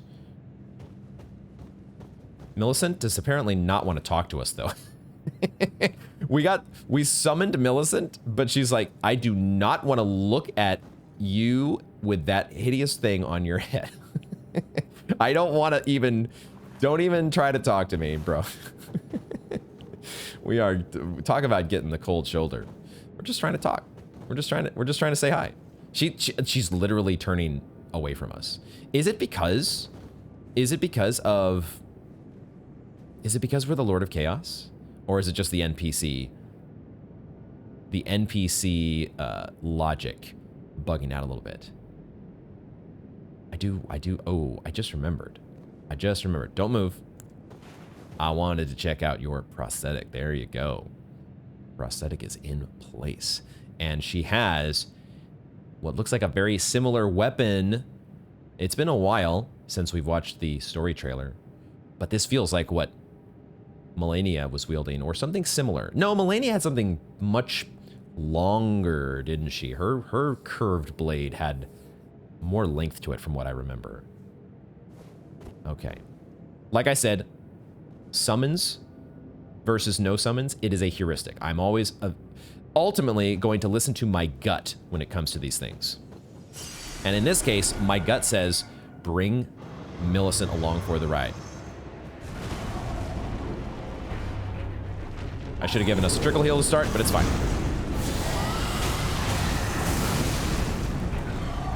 It also... I am impressed by this damage on Dragon Maw. I am actually very, very impressed. I don't know if this enemy is particularly weak against... I don't know what type of damage Dragon Maw does. Physical damage. Whatever the case may be, I'm liking it. I'm also... There's no denying. Look at those moves that Millicent is pulling out. There's no denying. Look at how she floats in the air. That is so sick. That is so sick.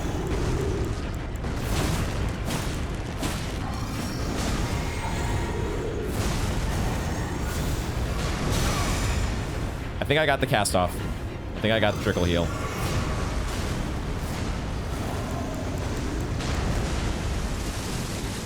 There's no denying, though, that having a summon, whoever the summon may be, the distraction they provide is almost always a major, major benefit. It's also the range on this Dragon Maw spell. You do not have to be right next to the enemy in order for it to connect, which is so nice.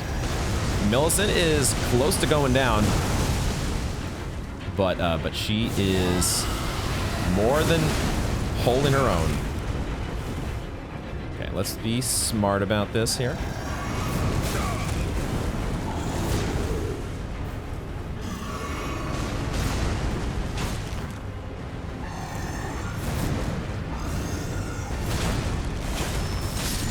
And we keep Millicent alive to the end of the fight.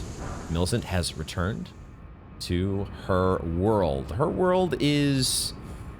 That's funny how that works. It's kind of the same as our world, isn't it? But I know the whole, like, the whole summons phantom thing. That fight, if we had not done it as well as we did the first attempt, I also may have not been inclined. I might have been a little more like, nope, Millicent, I need to handle this myself. But I'm glad we brought Millicent in to help us out. It was good. It was it definitely made the fight quite a bit more straightforward. We now have the Gargoyle's Black Axe and Gargoyle's Black Blades. Let's go. We have now a few of these, don't we? Are these all grouped together in the weapons? The Gargoyle's Great Axe is next to the Black Axe. It just deals holy damage and scales with faith. Could be an option that we should consider. Such is the mark of those who serve Malekith the Black Blade.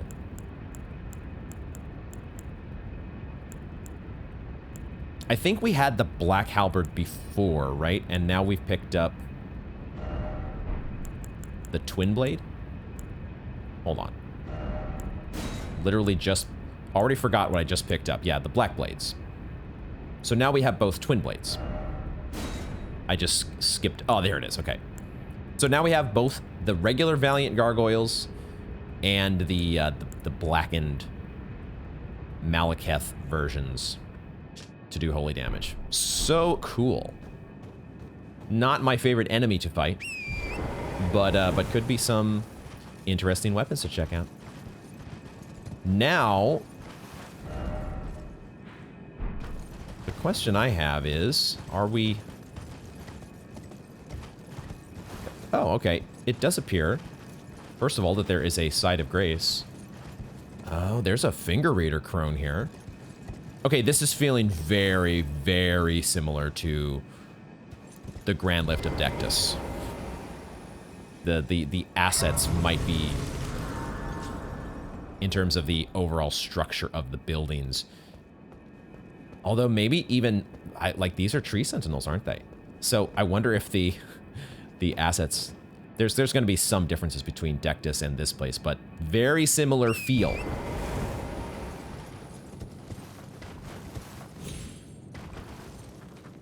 Nascent butterflies over here. We'll leave those nascent butterflies because I do want to give the thorough exploration to this place, but we have the more pressing business to attend to first, which is talking to a new Finger Reader Crone after we rest. Also curious to see if Millicent spawns anywhere or if she is nearby. Let's talk to the Finger Reader Crone.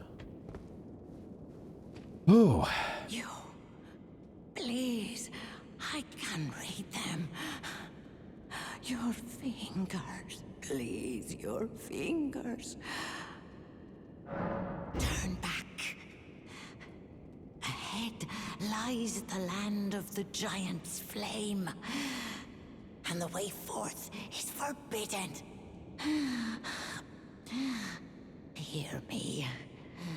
The burning of the Erd tree is the first cardinal sin. Doing so will unbind destined death and slay the world itself. Who would dare put you up to such a task?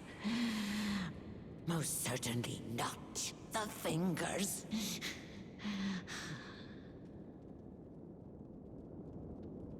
Okay. She said it would unbind destined death. First of all, it's the first cardinal sin. The first cardinal sin, you say, huh? Have you seen who you are? Look into my eyes. Look into. Wait a second. You have no eyes.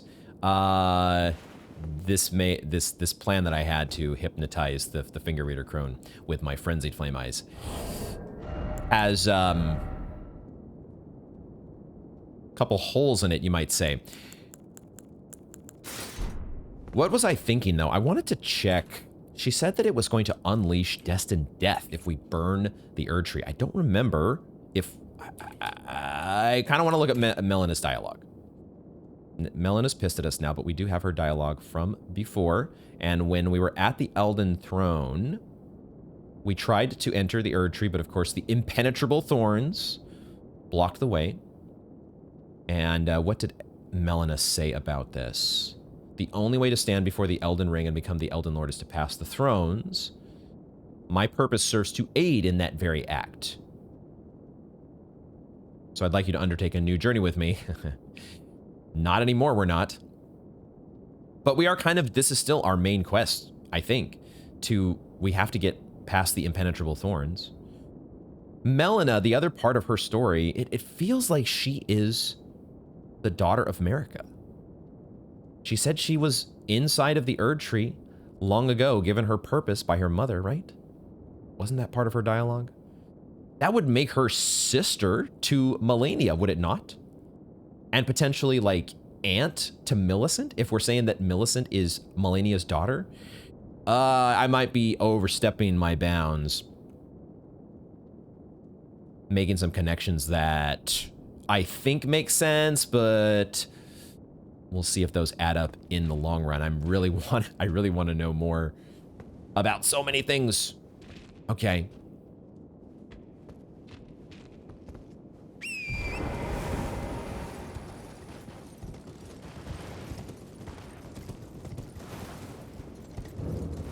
The Grand Lifter rolled, though. Looks like, it did look like on the map.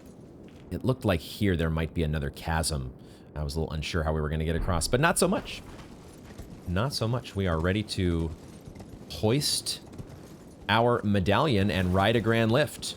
So let's do it. Let's get it going.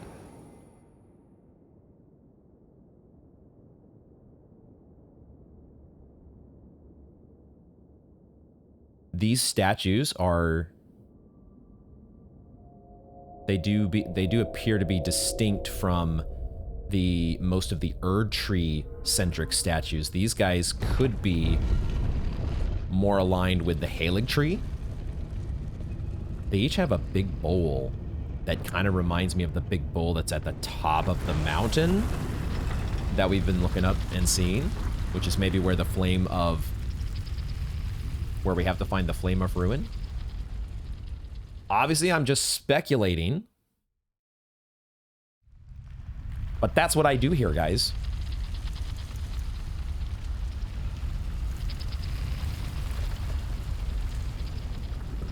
We speculate, and sometimes that speculation, that wild speculation at the time, turns out to be maybe way more accurate than I realize. Looking at you, Radagon Ismerica.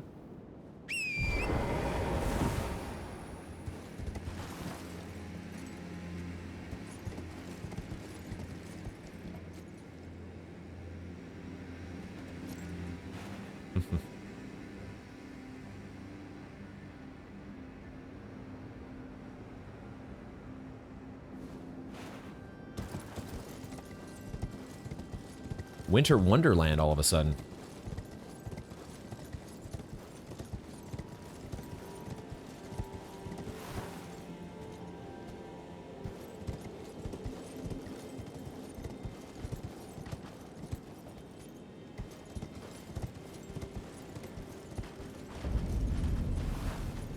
Mountaintops of the Giants. We are here.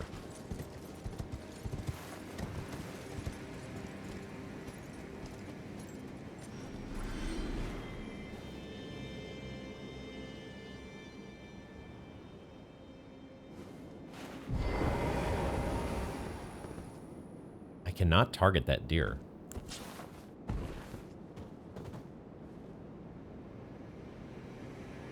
It looks like it's trying to make a sound. That strange sound that the deer normally make. And yet no sound is coming out. Huh. Phantom deer.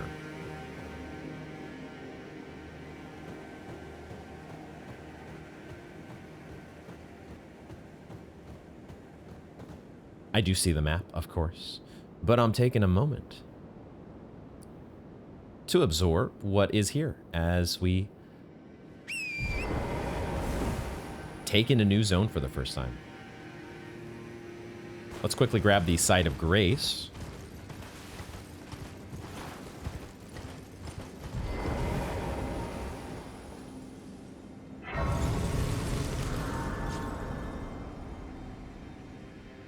And rest. Zamor Ruins.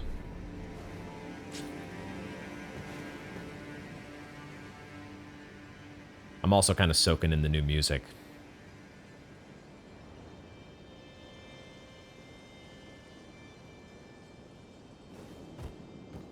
These phantom trees, phantom wildlife.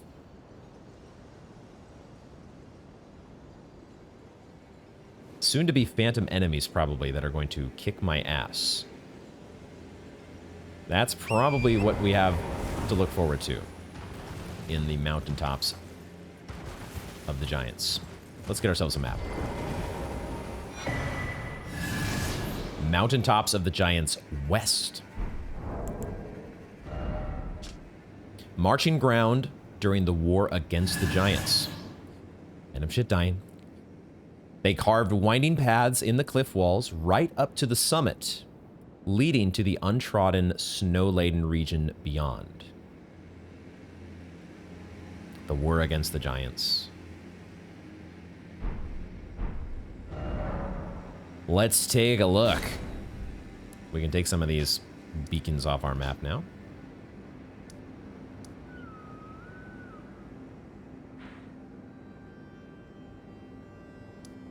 There may not be too much to explore, fortunately, in the Forbidden Lands. Now that we've revealed the map, it does feel like it was just this very narrow precipice that we made our way through. There's not going to be too much to that area. This all feels like unexplorable.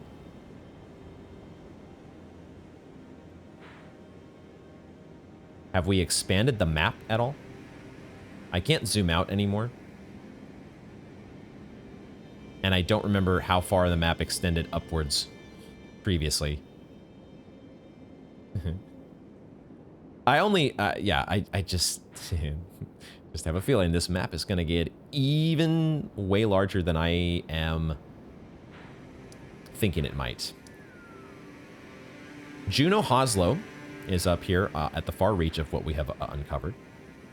There is a telescope over here.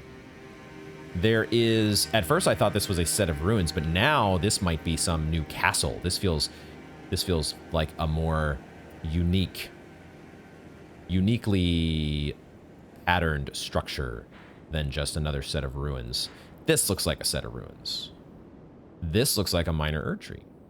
This looks like a converted fringe tower slash Ronnie's Rise type structure. Another very narrow precipice to navigate to get up to this northern part. So this was Mountaintop of the Giants West. How do we get to this road? There's a whole nother road over here that's to the west of this, and there's a map here. What is up with that? What zone is this? I don't know. I don't even know exactly yet how I'm kind of looking in that direction, I guess. Oh, the sky has cleared. It has gotten very clear all of a sudden, which I love, because that gives us visibility. Oh my goodness, there's a mausoleum over there. That was the first thing I noticed. Hard not to. Hard to ignore are those mausoleums. How do we get to this part of the map? Because right now, initially, I am not seeing just, you know, oh, this might be it. There might be a falling puzzle that goes down to that part. So that's kind of...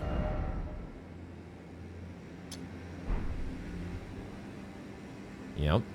So let's put a marker there. We need to take a leap of faith at some point. Man, all of a sudden, this has become just gorgeous since the weather has cleared up. I love this. This is exciting, guys. We're in a new zone. And I've not done anything yet because I love just looking around. I see a guardian golem over there. A very snowy looking guardian golem. I've been looking back through the dialogue for the finger reader during my break, and I had forgotten that when we talked to her about the impenetrable thorns, she has some interesting stuff. She talks about how the burning of the Erdtree is the first cardinal sin, and you say you seek the power of the Rune of Death, too. The Rune of Death goes by two names. The other is Destined Death. The forbidden shadow, plucked from the Golden Order upon its creation. Unleashing the rune now would be unthinkable. The fingers would never permit it, nor would the greater will. But here we are, the fingers, dormant, severing our link to the greater will. The realm and all life in ruins. Impossible events transpire beyond the ken of the fingers. Who is to say that the cardinal sin must be cardinal forever? Go on, finish the job, take the course you deem most worthy. So even the finger reader, I had kind of forgotten that even the finger reader was kind of wavering in her commitment to the Golden Order or the Greater Will. Are those two things synonymous? Not totally sure. Okay, so we have the ruins here as well near the Grand Lift to explore. I kind of, though, I put this marker on the map, but I kind of want to head in this direction first. I'm all of a sudden, even though earlier in the game I've been much more about, no, we're going to wait to get the map in certain areas until we've done some, until we are ready to tackle that area. I might make an exception here, or I might be more, I'm just very curious about where this is. Maybe if we can get at least a title card, I might be able to satiate my curiosity. Because right now, I am so interested to know. I guess we have a new crafting material to pick up. Oh, these are fire blossoms. Those are not new to us, but I think that's the first time we've actually picked them up organically in the wild. We are in the land of the fire blossom, finally. Now, was there a drop down here or not? I thought we were gonna have a place to drop down to, but now I'm not so sure. It looked very obvious from that other angle. Am I being a... No, there we go. There we go. That might still be too far. We're gonna find out with our rainbow stones here. Maybe this is still not the way down. Now that I'm looking at it, it does not feel like the way down. I don't even know if I can get a rainbow stone. Okay. Death. How do we get down there? And now of course, it's cloudy again. I kind of hate the cloudiness, guys.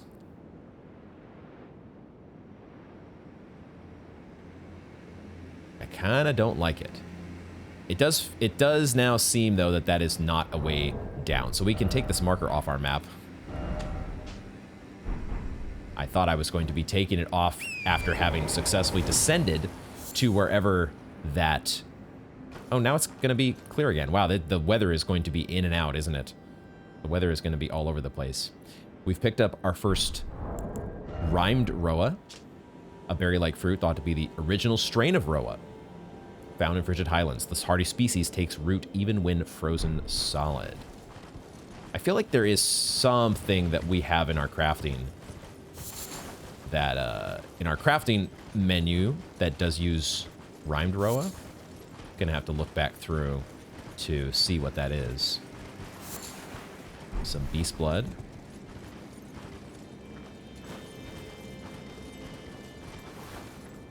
And of course, this is the first time that we have viewed the Erd tree from this angle.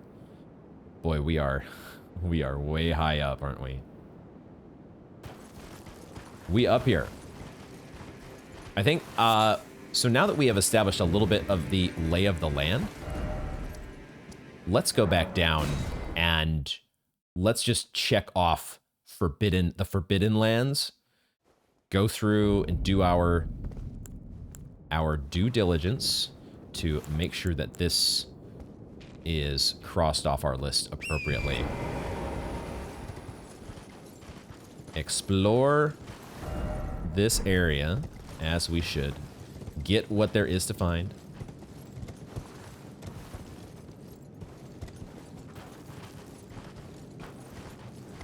And try to think about all of the...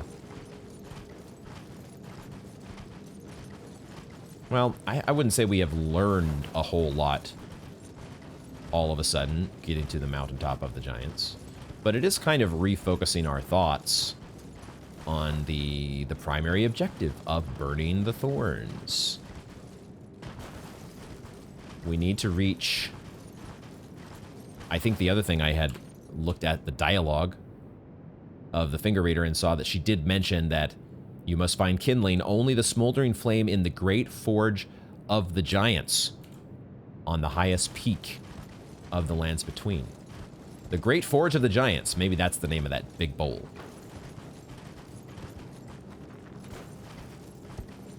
That otherwise I would just be calling a big bowl.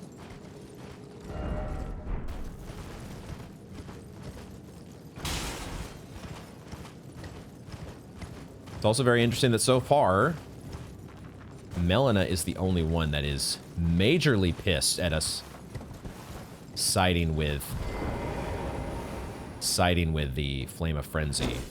That's not my casting implement.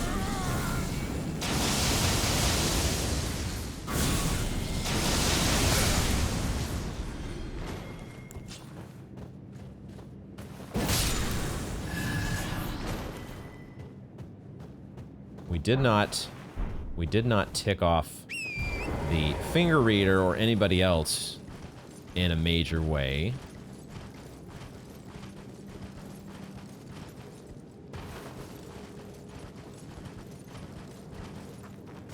Maybe being the Lord of Chaos ain't all it's cracked up to be.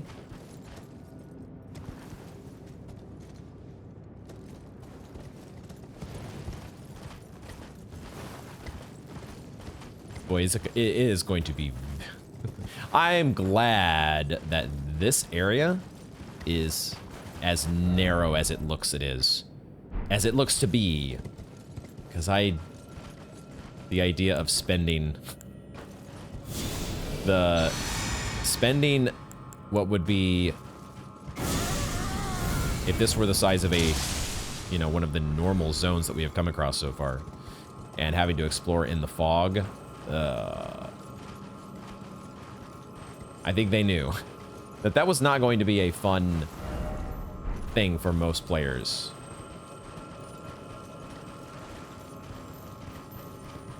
So I'm kind of glad they're doing it this way.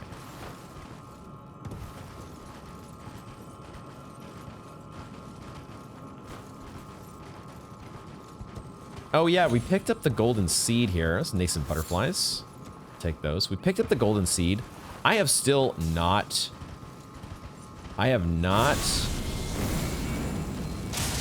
figured out exactly how much the golden seeds sell for. I've not tried to sell one to Hugh or anybody else. So we don't know that information just yet. Because that's about all they're useful for now, right? What else could we use them for? We're at max flasks.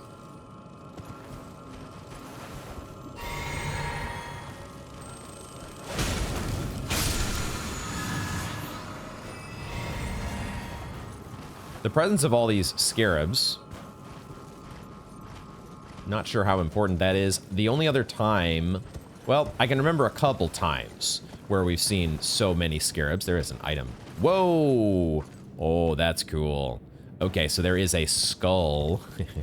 There is a massive skull here, similar to what we saw out in Caelid on many occasions.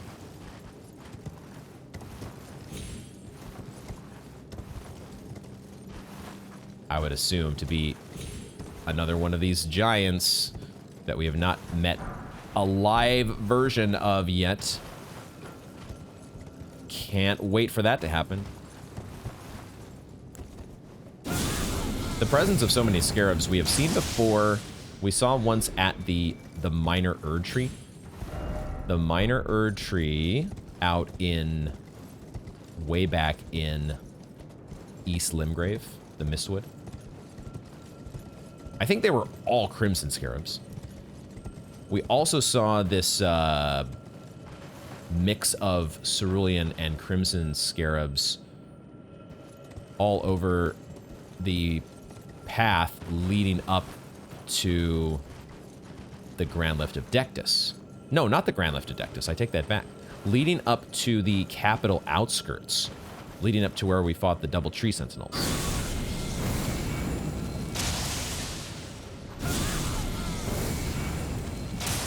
What is the importance of so many scarabs? I don't know. but it's something I've noticed.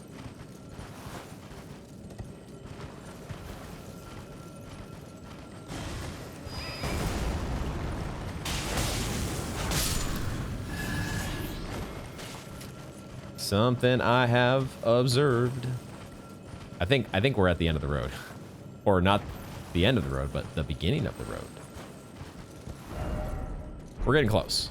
There's not much to this place. We're going to be able to move on very shortly after I satisfy myself that I have done an initial sweep of the area.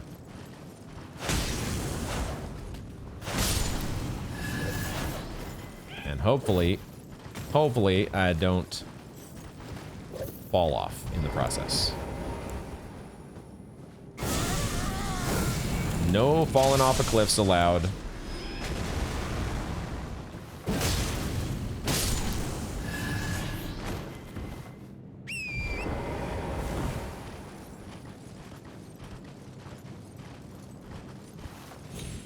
This is like the most precarious. Oh, poison traps. Okay. Cool. Not gonna waste a bolus on that because we are close to being done. But the Vulgar Militia did have some of their poison traps there that we had dodged in unknowingly the first time around. And then I think we're back to where we fought the... Oh my god, I thought I was falling off to my death. That was just a little hole in the...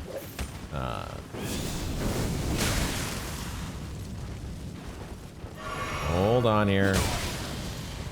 Sorry, Torrent.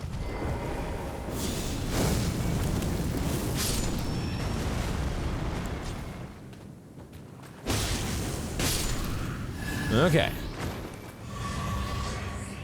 We're back to where we fought the Knights Cavalry, and basically that is the beginning of the Forbidden Lands. The beginning and the end, because I'm not sure that I'm... After I get this Trina's Lily that's hiding over here, I'm not sure that I will ever come back to this area. There's probably something that I have missed. Wait, is there actually... That looked like there was going to be a cave back here. I was like, did they actually hide a freaking secret cave right at the beginning? Nascent butterflies. Oh, and more poison traps. There's always more to find. This is Elden Ring. There's always stuff. I think there's some more Vulgar Militia hiding over here. And another skull. Okay, hold on. Hold on a second. There might be a little bit more to this. I am swinging with my seal.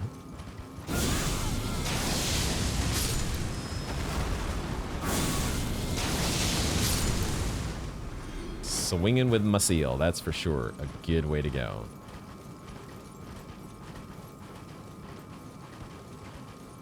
The unstoppable bestial claw mark seal. You do not want to get broadsided up the head. Broadsided? Upside your head? Whatever the saying is. I don't know what I'm saying anymore, guys. Oh, of course, there was an item right over here that I think I saw before when we first came here. Drawstring fire grease. There we go. Okay, I think we can now... I will probably come back here at some point. Maybe. Am I really going to come back here? I'll probably come back to talk to the finger reader again. But other than that, I don't know that I ever want to see the Forbidden Lands ever again. I think there's a good reason they are forbidden. Because you can't see a damn thing. Ooh, wow. It's even better looking at nighttime, guys. The clear nighttime sky. Oh my gosh. This is gorgeous. All the snowy phantom trees. And then the Erd tree in the background. Oh, and then the look at that. I think that's the Site of Grace.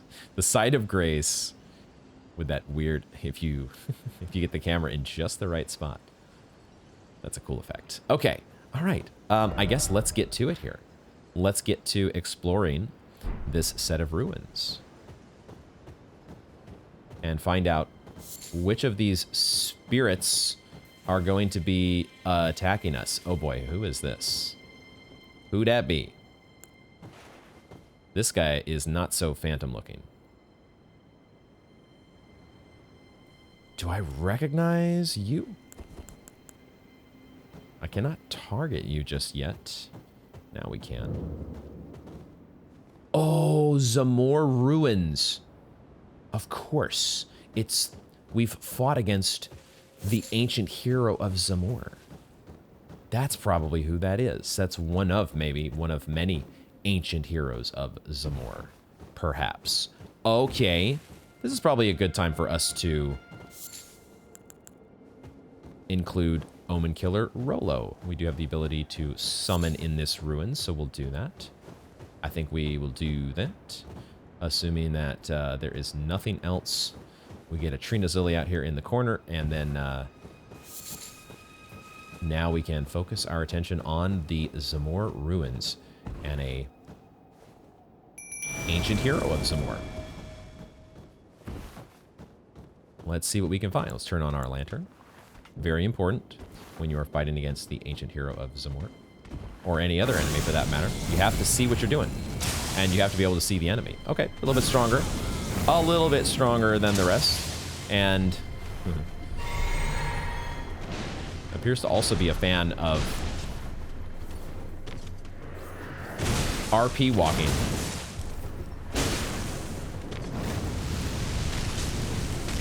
Omen Killer Rolo does have a pretty sweet fire move.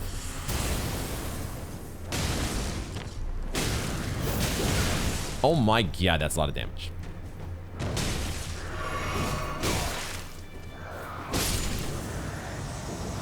Okay. Yeah, the fire breathing.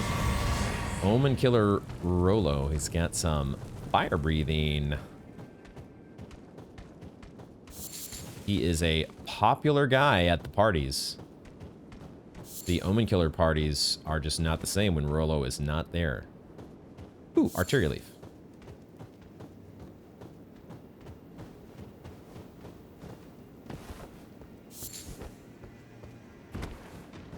Can we interact with these phantom wildlife in any way?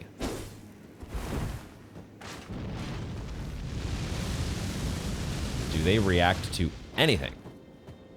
Are they completely just nonplussed by it all?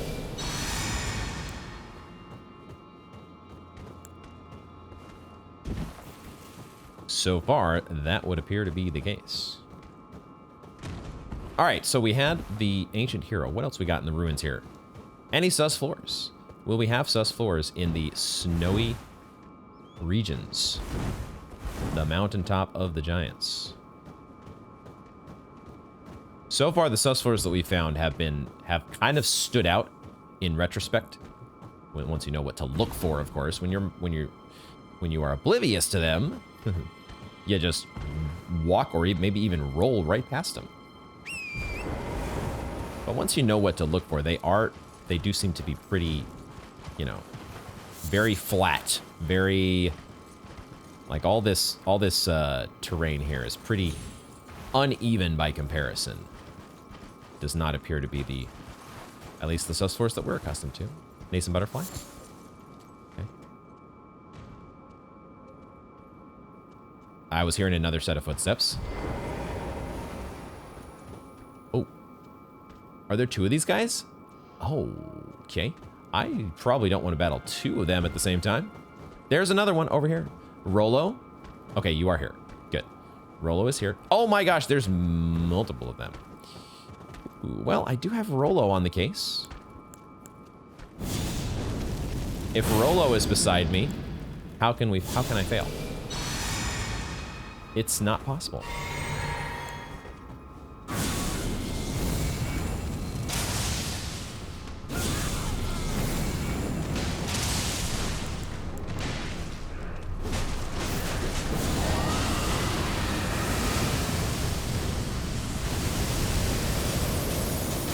Not dealing as much damage as I was hoping I would with that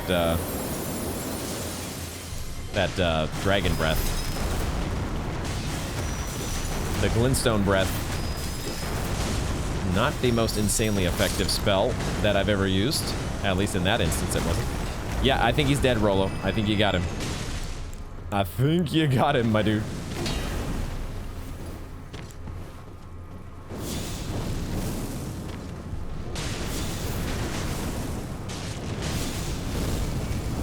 Black Flame is not bad. Black Flame doing its thing. Okay, I am very, very glad to have a summon along for the ride here. Need to keep you topped off, though. Maybe need to do a little bit more of the tanking.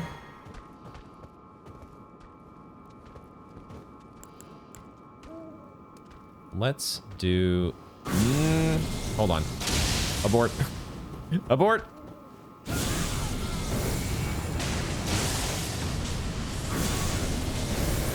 Rolo's doing his best. Oh god, that is doing... Okay. Rolo is about to tap out. And now I might be screwed. Now I might be in a little bit of trouble. Okay, hold on. They do not quite see me yet. One of them does.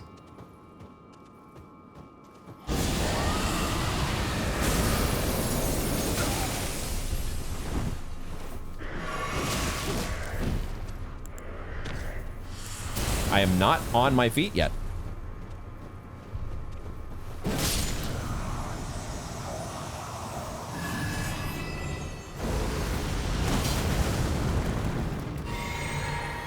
I was hoping that would hit you.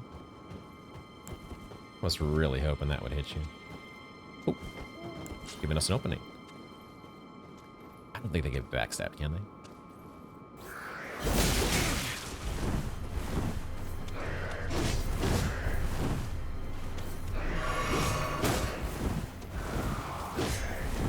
I should be probably doing a lot more blocking against you.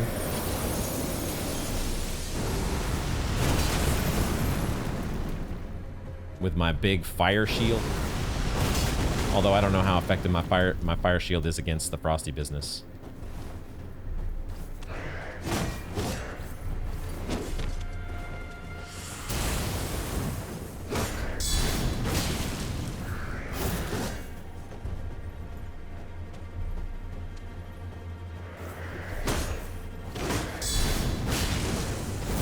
Too short.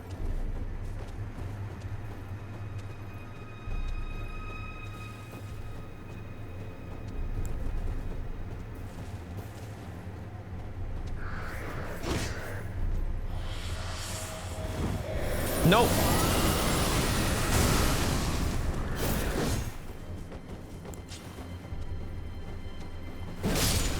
Okay, these guys are a little bit tougher, but we are hanging in there. We're getting a lot of runes as well. We are getting some runes in our coffers. Filling up those rune coffers. There are so many of these ancient heroes here. Okay. All over the place in these Zamor ruins, but, you know, they're like, duh, what'd you expect? It's the Zamor ruins, don't you know? The most obvious thing that you could ever think of would be to put the ancient heroes of Zamor in the Zamor ruins.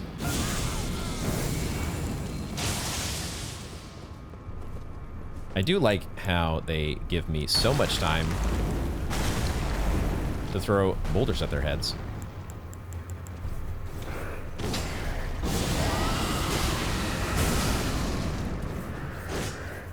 Need to be a little bit careful here. Because the damage from these enemies can sneak up on you. You don't want to be caught out, left out in the cold. My goodness, are we gonna clear every single one of these guys? Nascent butterfly. I mean, I'm having fun, so we might as well kill them all because I am enjoying it. The combat is not unenjoyable.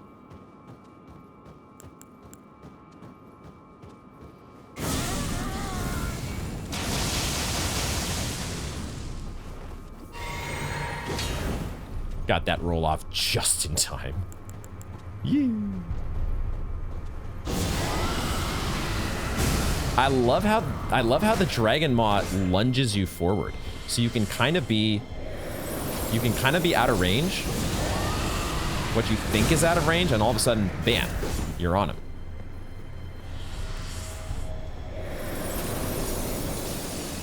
I need to drink my flask, please. Please, please, please.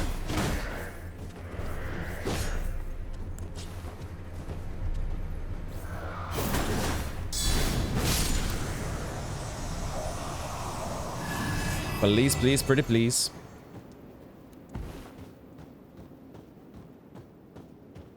One more, right? There was at least one more. Where was he? Right here. I don't know if we'll be able to... I don't think they can be backstabbed. And even if they can, I'm not sure this guy's in a spot where he's going to let me. Ah! Yeah, no, his back is up against the wall. So, we do what? We just take a dragon maw to start.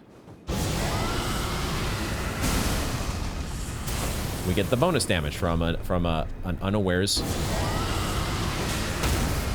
Oh. Nice! Nice! I will take it. Gimme. And we get a refill on our flask as well. Boom. You'll love to see it. Okay, I can't really do anything else with what I have here. Before I drink my cerulean flask, then we'll do it. And then take the trickle heal. Have we cleared out some more ruins? Is that it? Is that all she wrote?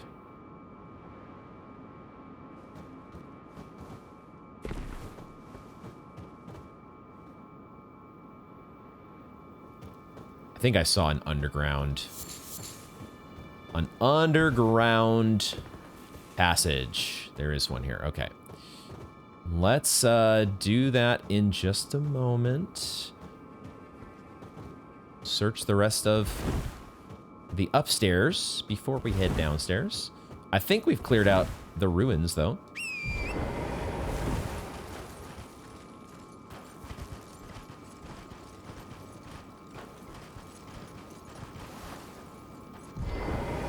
There is a...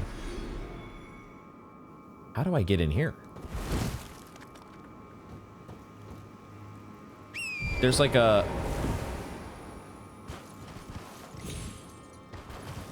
I must be able to jump inside.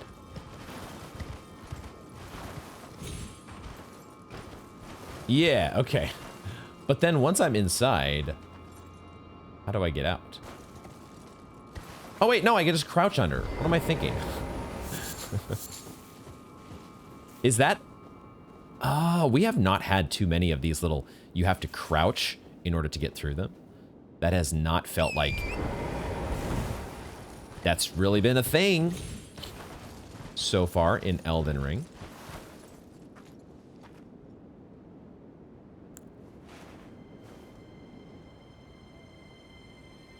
Is that just a new type of bird? I think so.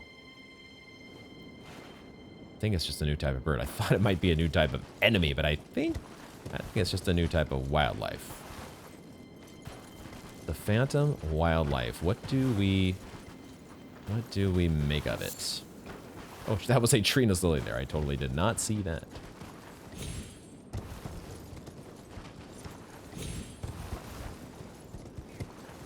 I'm kind of loving the new zone, though, guys. I am not against snowy areas.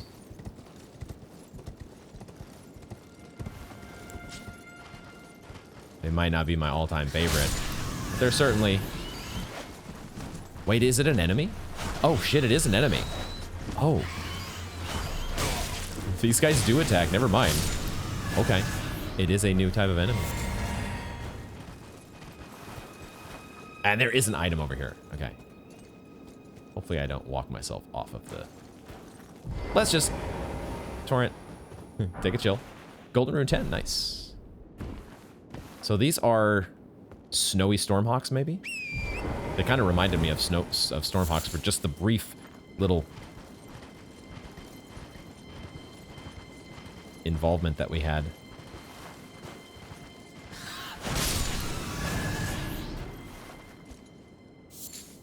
There you go. They are, in fact, Stormhawks.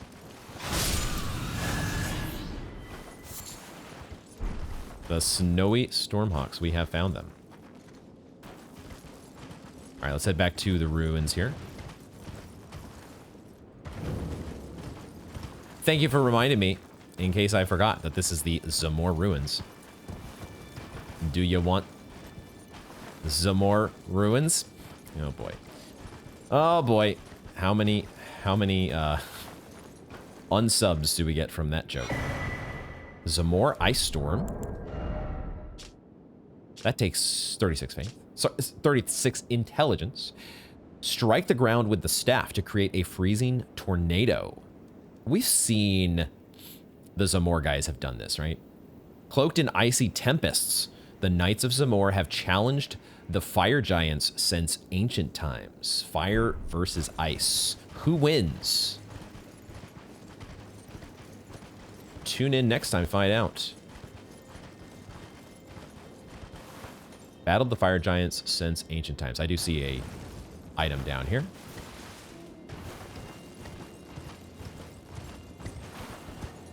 And I also hear a scarab. I think I hear a scarab. Invigorating cured meat. I think that deals with frost. That would make sense if that deals with frost. Where is this scarab though? I have not forgotten about the underground part in the ruins. I think there's a scarab up above, along with looks like some Stormhawks. So we'll see if we can circle back around to that in a moment. Let's do the underground part in the ruins.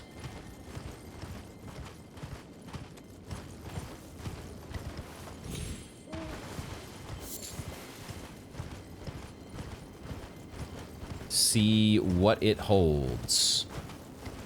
What does it have in store? Is there a fog gate? No fog gate. Just a chest. Sweet. Oh, snap. A Smithing Stone Miner's Bell-Bearing 3. That is awesome. Would have never expected that to be here. Yo, 5 and 6. Unlimited access to levels 5 and 6. Alrighty. Alrighty, time to start thinking through some various alternative weapon options. Sweet. Great. Some more ruins, thank you very much. No sus floors from what I could see. But, yo, a new bell-bearing. That is awesome. So we've got that. Oh, there is a Sainted Hero's grave up here. Not a Sainted Hero's grave. There's just a Hero's grave in this direction. North from here. Right there. How do we get up there? Is there a spirit spring somewhere? There would have to be, wouldn't there? Because from what I'm seeing at the moment... Let's explore more closely and find out. We can, at least in the short term, try to find that scarab as our first step. Oh, I see. I see a Rosus statue. What do I do first? The Rosus statue's not that far away. We grab the Rosus statue.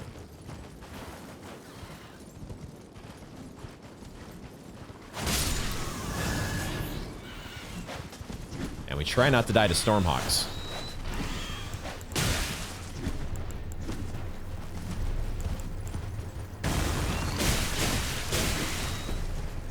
Jesus Christ!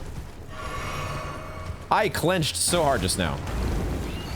Okay, stones. Stones are probably not the way to go. Dude, Stormhawks are no joke. Stormhawks... Holy moly! Okay. Thankfully, they don't have the little... At least not at the moment. They do not have the little fire-breathing mechanisms.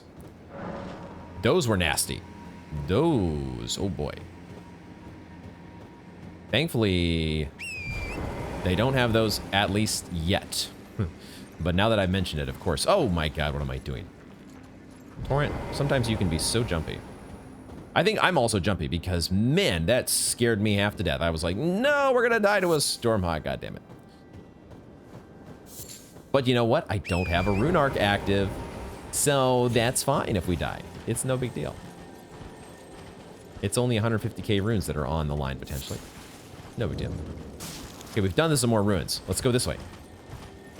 And find a way up to this scarab.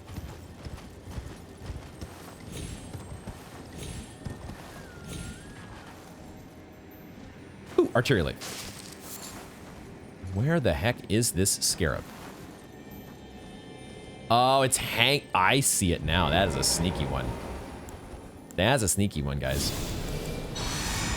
I see it right here.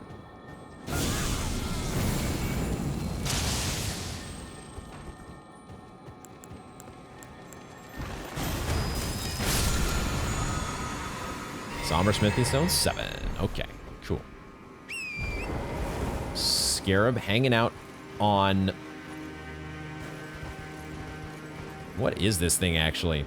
It kind of looks like the candlestick holder. Like, obviously a very thorny, viney... Oh, no, it's actually a sword, isn't it? Yo, what if these must be the giant swords, aren't they? That's what these are. I mean, it sure looks like a sword. Is it the hilt of the sword? The handle? I know it's not called a handle, but I don't remember exactly what the part where you hold the sword is called. You'd think a guy playing a FromSoft game would know this by now. But I don't know these things. Okay. We need to try to do as much Stormhawk sniping as we can. Let's keep our distance from the Stormhawks as much as possible. Okay, so we are... Yeah, we are not going directly up to the hero's grave. That's going to be something that we're not finding our path upward from here.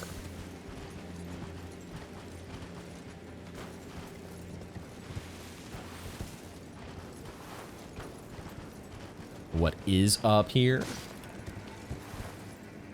That's what we're finding out. Anything interesting?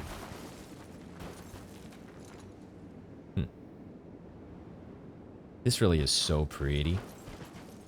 And if it weren't for the vicious murdering Stormhawks, it would be so calm and peaceful.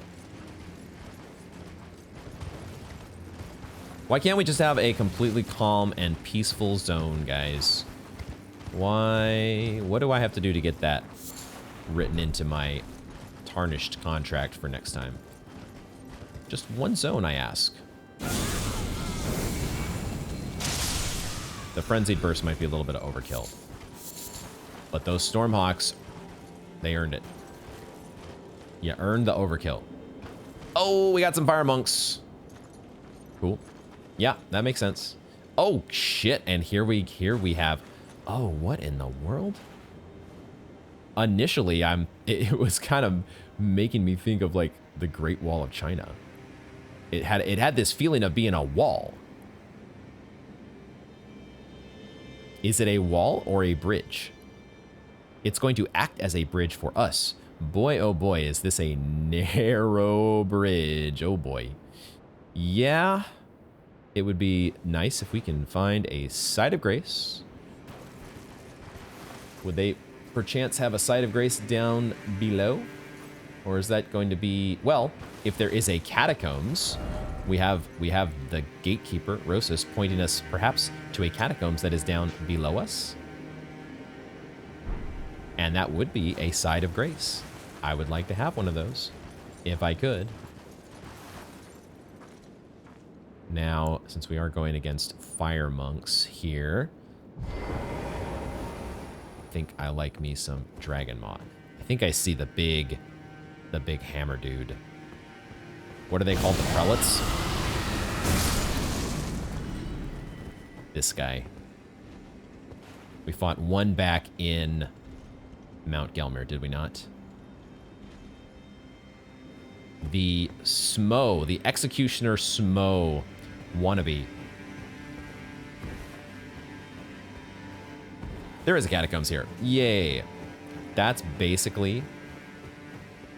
Not basically. That is a site of grace. Which I want to use to spend some runes. There we have our Giant's Mountaintop Catacombs. Brilliant. And the Beast Eye Quivers. So we have some Death Root to find in this place. Let's level up. Vigor, please. We're not stopping until Vigor is at 35. Cool.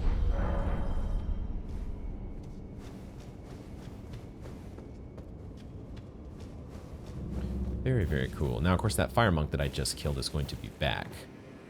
So that does complicate things a little bit. All right, I think we are going to... Rolo was cool. Can we include somebody else that we have not done before? Have we actually fought with Battle Mage Ug? I don't remember. Let's try out Ug.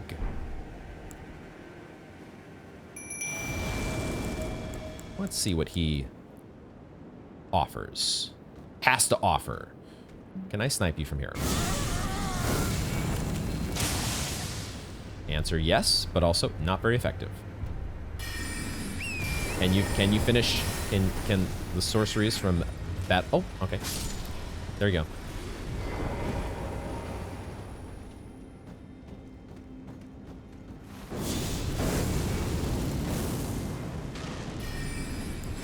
Trying to find stuff that one-shots them, but when you have a summon to help you out, you don't have to one-shot everything.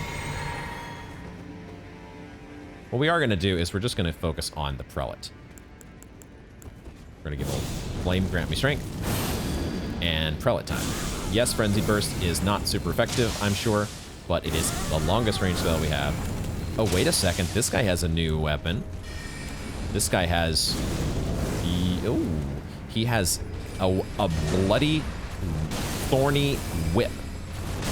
Whip, I tell you.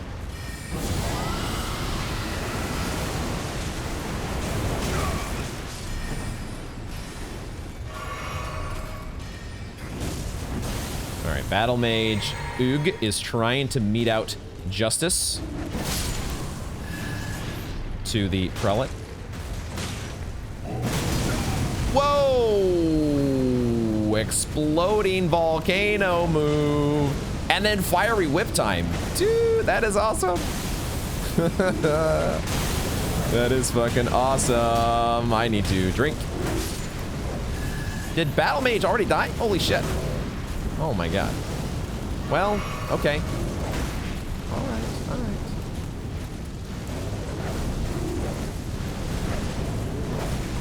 Boy, this is badass. I got a badass move as well. The fiery, bloody, thorny prelates. That's, that was fun. I really do like this Dragon Maw. It is sweet. Give me my trickle heal. And you get a Dragon Maw. No! God damn it. We'll have to settle for a Beast Claw. From Dragon Maw to Beast Claw. A significant downgrade. In terms of damage, at least. All right, what were you all doing here? Looks like you had a victim that you were sacrificing. Sacrificing to the Fell God? Who do you all worship again?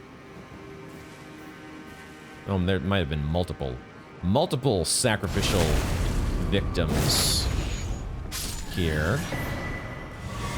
Briars of Punishment. We finally get another thorny incantation? Question mark? It is a sorcery. Never mind. Wounds caster to unleash Trail of Bloodthorns. It's a sorcery. Oh no, that's right. The other one we got, it was a sorcery that works with faith, correct? Yeah, we had Briars of Sin. So now we can wound the caster to... Wounds the caster with Thorns of Punishment, sending a trail of bloodthorns running over the ground to impale enemies from below. The guilty, their eyes gouged by thorns, lived in eternal darkness. There, they discovered the Bloodstar. The Bloodstar? Wait, what? The Bloodstar. There's too many weird stars to keep track of, guys. There's another, I'm hearing another scarab. Oh, yep, there you are. There you are. I don't need you. Fortunately for me, I am full on flasks, but glad to know you're there. Now you are there on a ledge that I might be able to reach, but by just going around this way. Okay. Got it.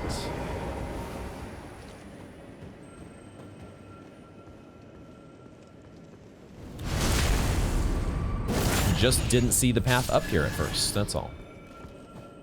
And that's about it. Okay, all right, so I think we're now ready to head across the bridge. Are we ready? We're about to, we just gotta make a mad dash for it, right? So we don't, we're gonna have the Golem Archer on our, all over us, trying to, this will be fine. It'll be fine. Just stay calm, keep calm, and torrent on.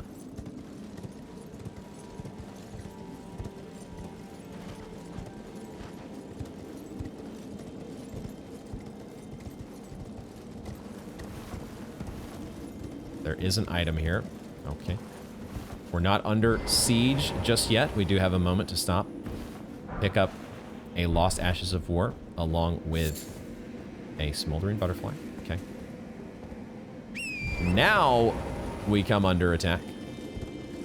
Now the archer knocks his arrow. Okay.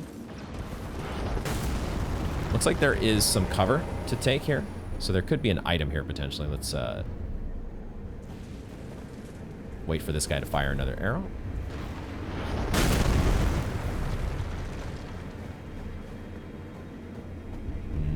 No item. Okay.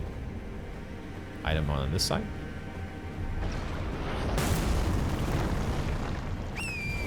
We keep it going. Oh, I see an item to the left.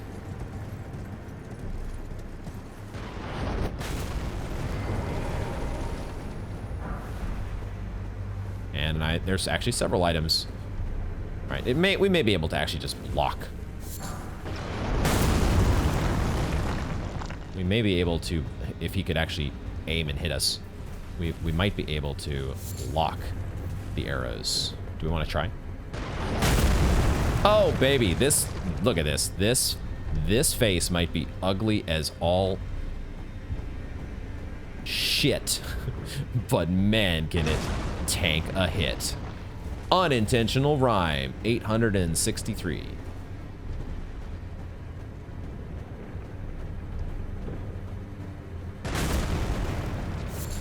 Half expecting there to be like a massive snow boulder that just rolls down the hill at us. Okay. Yep, okay.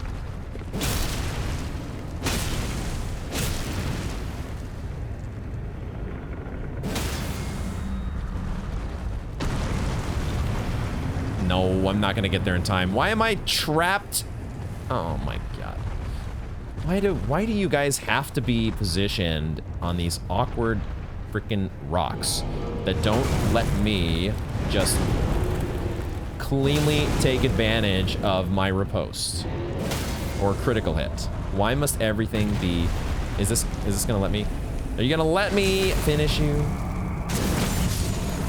11.6k damage. Let's fucking go. Okay. Cool. Guardian Golem is out of here.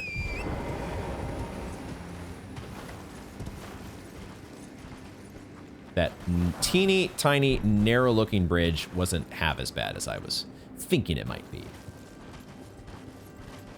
Now, would the game be so kind? That is a giant scarab. Would the game be so kind as to give us a side of grace? I see a Stake of America, which suggests they are probably not giving us a side of grace just yet. I don't think we're out of the woods just yet, guys. There is something else that we've got to do here. Taking on the giant scarab maybe is order of business number 1.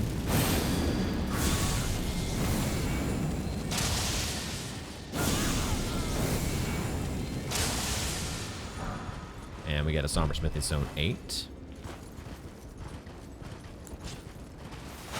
That's...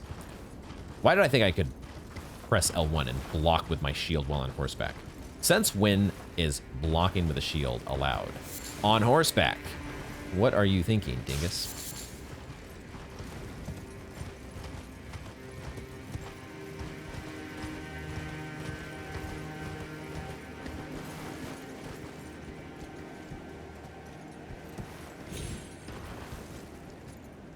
Oh, that is just a path leading to a whole another section up there. Okay, hold on. Let's get this item. Soft cotton. Yo, when was the last time that we used a soft cotton? I was using soft cotton a lot more in the earlier parts of the game. Have not been using the soft cotton in a long time.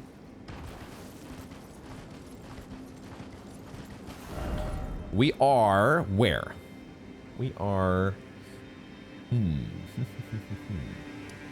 We are getting closer to an encounter with Juno Hoslow, it would seem. The tale of House Hoslow is told in blood. Will we get a continuation of Jarbairn's questline when that happens? Would love to see that.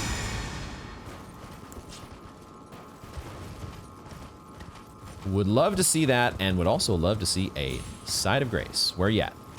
Come on. You know. Ooh. And I see Millicent. Okay. Yay. This is just what I was hoping for. Millicent, how you doing? Are you recovered after our glorious battle against the Blackblade Kindred? To think we'd meet in such a place. What could your purpose possibly... No. I know well enough who you are. And what I know is good enough for me. Call upon me again, in battle, should you have the need. Yeah, this is the thing. I'm glad we did it against the Blackblade Kindred. We're gonna see what is the next encounter that she is offered as a summon. We'll play it by ear, guys. I'm not gonna guarantee one way or another whether Millicent is going to be summoned again. Because again, the part of my blind playthrough here that I don't know for sure is whether or not summoning NPCs helps with progressing their questline. My assumption is that it does not, because it didn't really work that way in either DS1 or DS3, but it did work that way in DS2. So I don't know.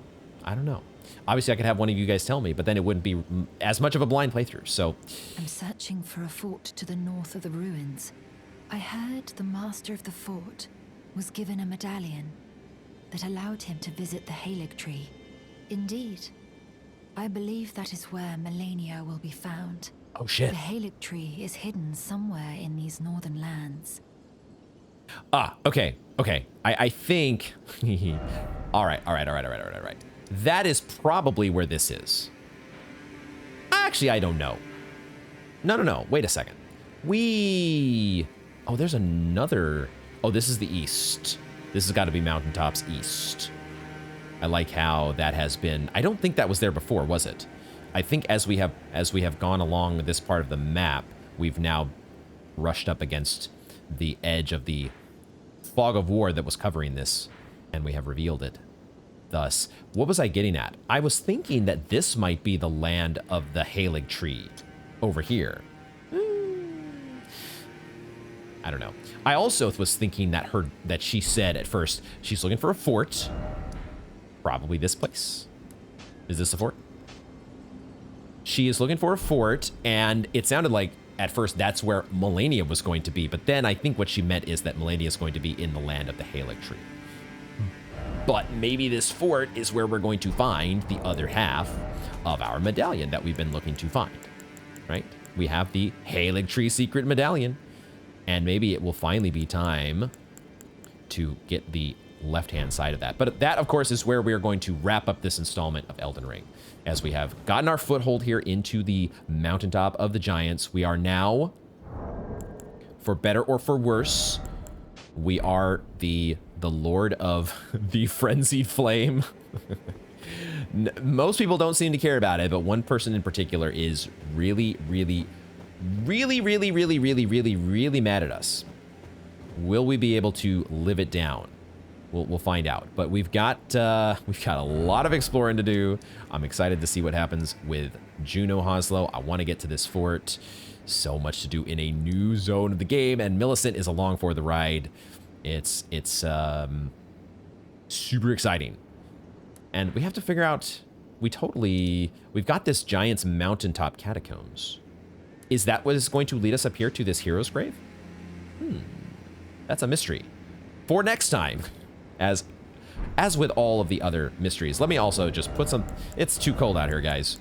It is, as much as we might be the Lord of Chaos, but we don't want to be catching any frostbite.